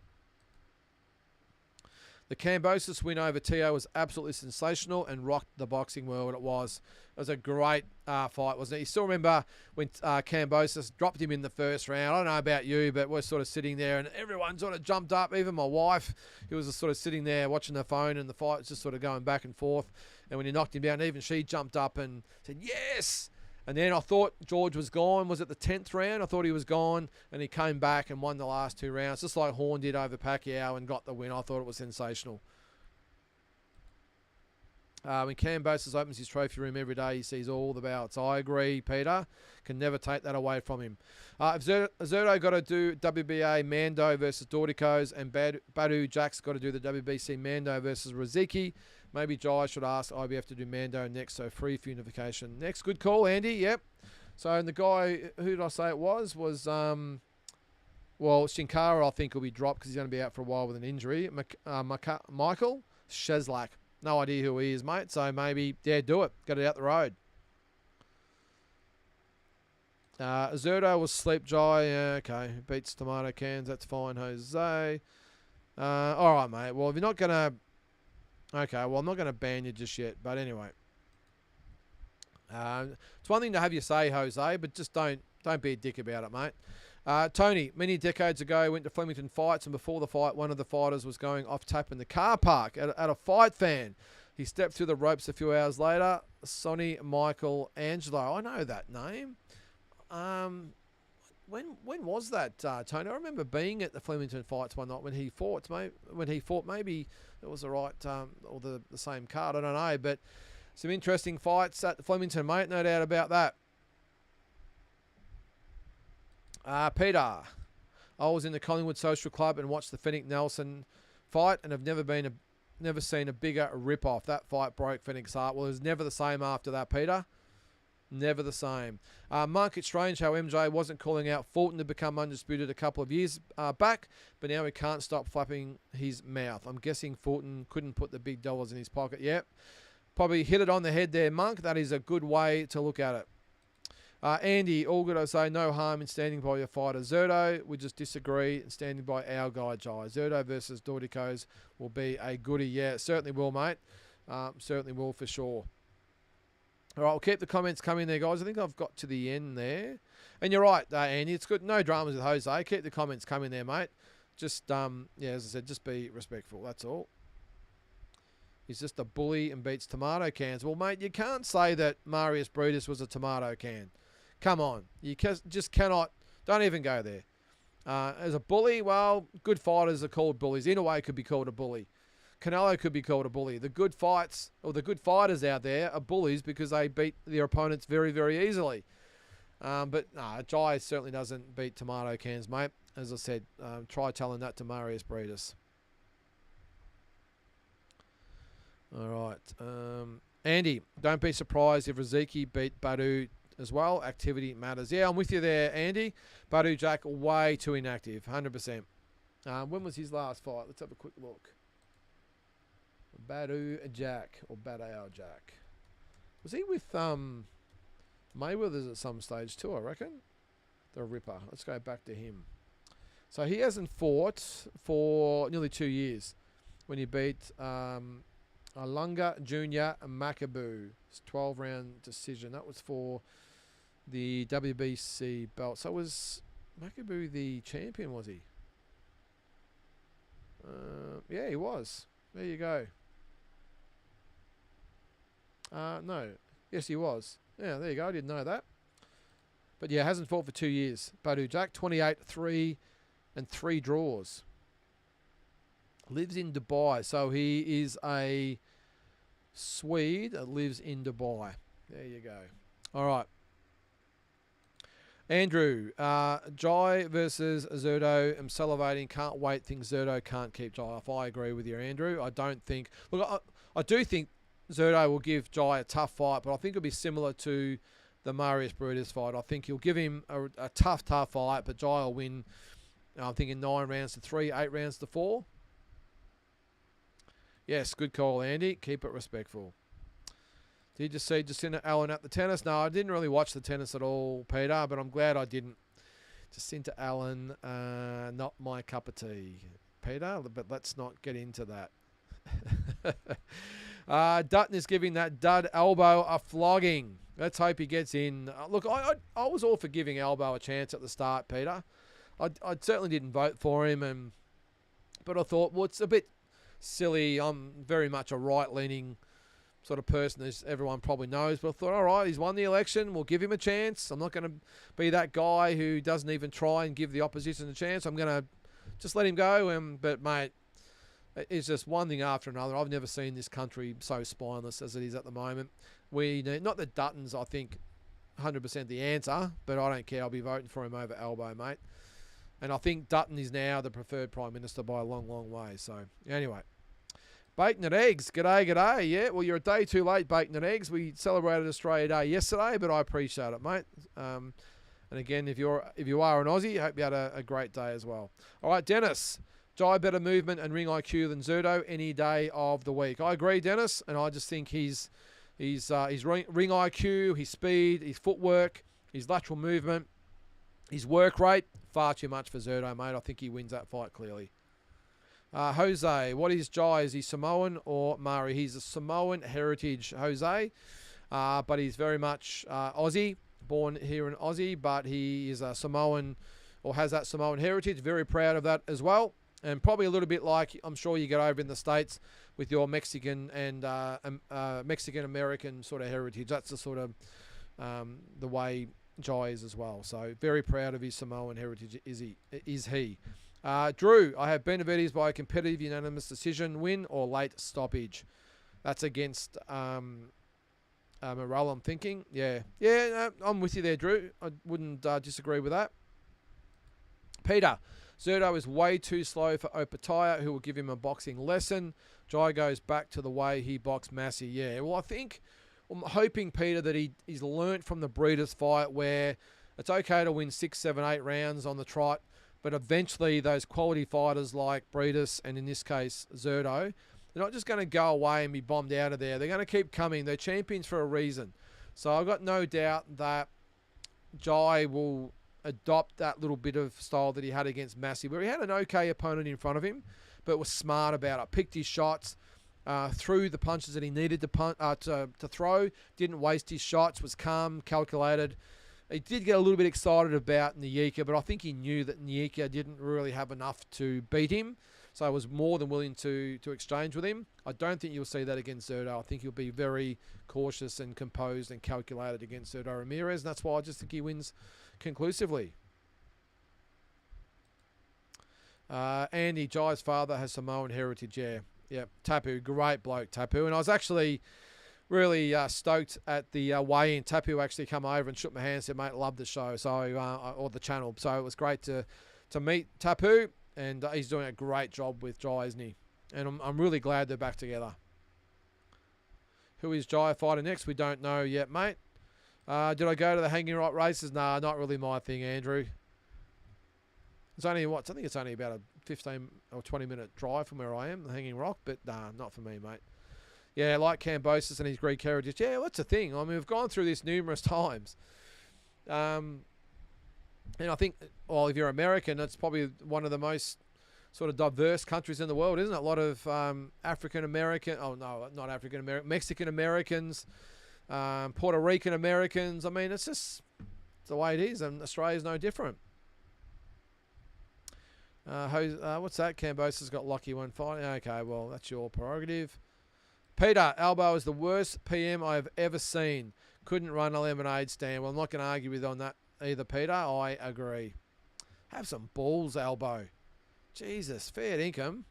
Just a bit of backbone. We're such a jellyfish nation at the moment. I'm not going to get into all the other stuff, political stuff. You know where I stand. But, geez, how we could do with an orange man over here to shake things up. Fair income. I love what he's doing in America, by the way. Just tipping it on its head. Love it. Peter. Jai's father is Samoan, his mother is Australian. Yeah, good call, Peter. Baker, oh, so you're from Sydney, okay. Pissing down here in Western Sydney. Well, it started to rain here a bit too, actually, bacon and eggs. Not so much a storm, but yeah, and it sort of happens, of course. We had 40-degree weather here today. I was actually a bit worried. It started to rain a bit earlier, and we had the lightning strikes. And I thought we might not last the show out, but we have. But tomorrow, I think, is here. What is it going to be here, by the way? It was 40 today. And where I live tomorrow is going to be 19. So that's the way we roll here in Victoria. What's it going to be in Melbourne? 40 today, 22 tomorrow. So half the amount it was today. And I think tomorrow is going to be pretty hot in Sydney there, mate. So batten down the hatches for that one for a big day tomorrow. Get the air conditioner cracking. All right, Peter. Jai's dad gives great interviews. Zero bullshit. Yeah, he does, Peter. He does. He just doesn't care. That's what I like about him. What's he matter? He's just like, yeah, whatever. Like, doesn't have to prove himself to anyone or answer to anyone. So it's like, here's my real answer. Andy, like Oscar De La Hoya and David Benavides. What was that for there, Andy? Enlighten me there, mate. Mutsy, I wonder if Troppy has the time to run two countries, give him the keys to Oz. Wouldn't mind it there, Mutsy. Be careful, though. You'll upset everyone out there. I just think, mate, I just love the fact he's done everything he said he's going to do so far. I know someone will come out with, he hasn't stopped the war in Ukraine yet. Well, give him a chance. I think we're underway, but everything else, he's done everything he's said he's going to do. All the alternative party and all the lefties over there hate him for it. And they'll, no matter what he does, will ever please them. But that's cool. I don't care. We're not out to please them. We're just looking to get our Western world back, and that's all I'm worried about anyway. So, but I'm with you, Mutty. All right, guys, have we got any more comments? Or, oh, there we go. We've got Carl. Where are the Justice Hooney fans at? The kid is a talent, can fight in a lot of different styles, from Philly style to peekaboo to back foot boxing, etc. Long range, close range is for no issue for him. I agree, Carl. I've said here and had a lot of people disagree. I'm a massive fan of Justice Hooney. I think he's got exactly what it takes to succeed at the top level. And I definitely think within the next 12 months, or maybe a little bit longer, maybe 12 to 18 months, he'll be definitely top sort of 8 to 10 in the world, and knocking on the door for a world title shot. And I think, depending on who he fights, I think he's a massive chance. I still don't buy the whole he's got no power argument. Since when did you have to have massive power to succeed? I've said before, his kit of punches, his volume of punches will far outbalance or will balance the lack of power, this perceived lack of power, by the way. I think he might prove a few wrong as he gets up that he can actually punch. But yeah, mate, I'm a massive fan of Carl, of Justice Carl, and I think he can go a long way in the heavyweight division. Andy. Yep, Mexican heritage, but born in America. Exactly. Mexican heritage, but born in America, and they are dual. Well, they're not dual citizens, are they? They both speak Mexican. They're both proudly Mexican Americans. I'm with you there, mate. 100%. Drew, if Beterbiev beats Bivol in the rematch and Benavides takes care of Morrell, can you see a Benavides versus Beterbiev fight happening? Just that's a mouthful. Yes. No, hang on. Beterbiev and Benavides. Maybe. Yes, I can, Drew. That is the logical fight at the end of the year, isn't it? And out of those, I'm thinking Bivol can win the rematch, but I'm still not sure. Let's just say Beterbiev wins the rematch against Bivol.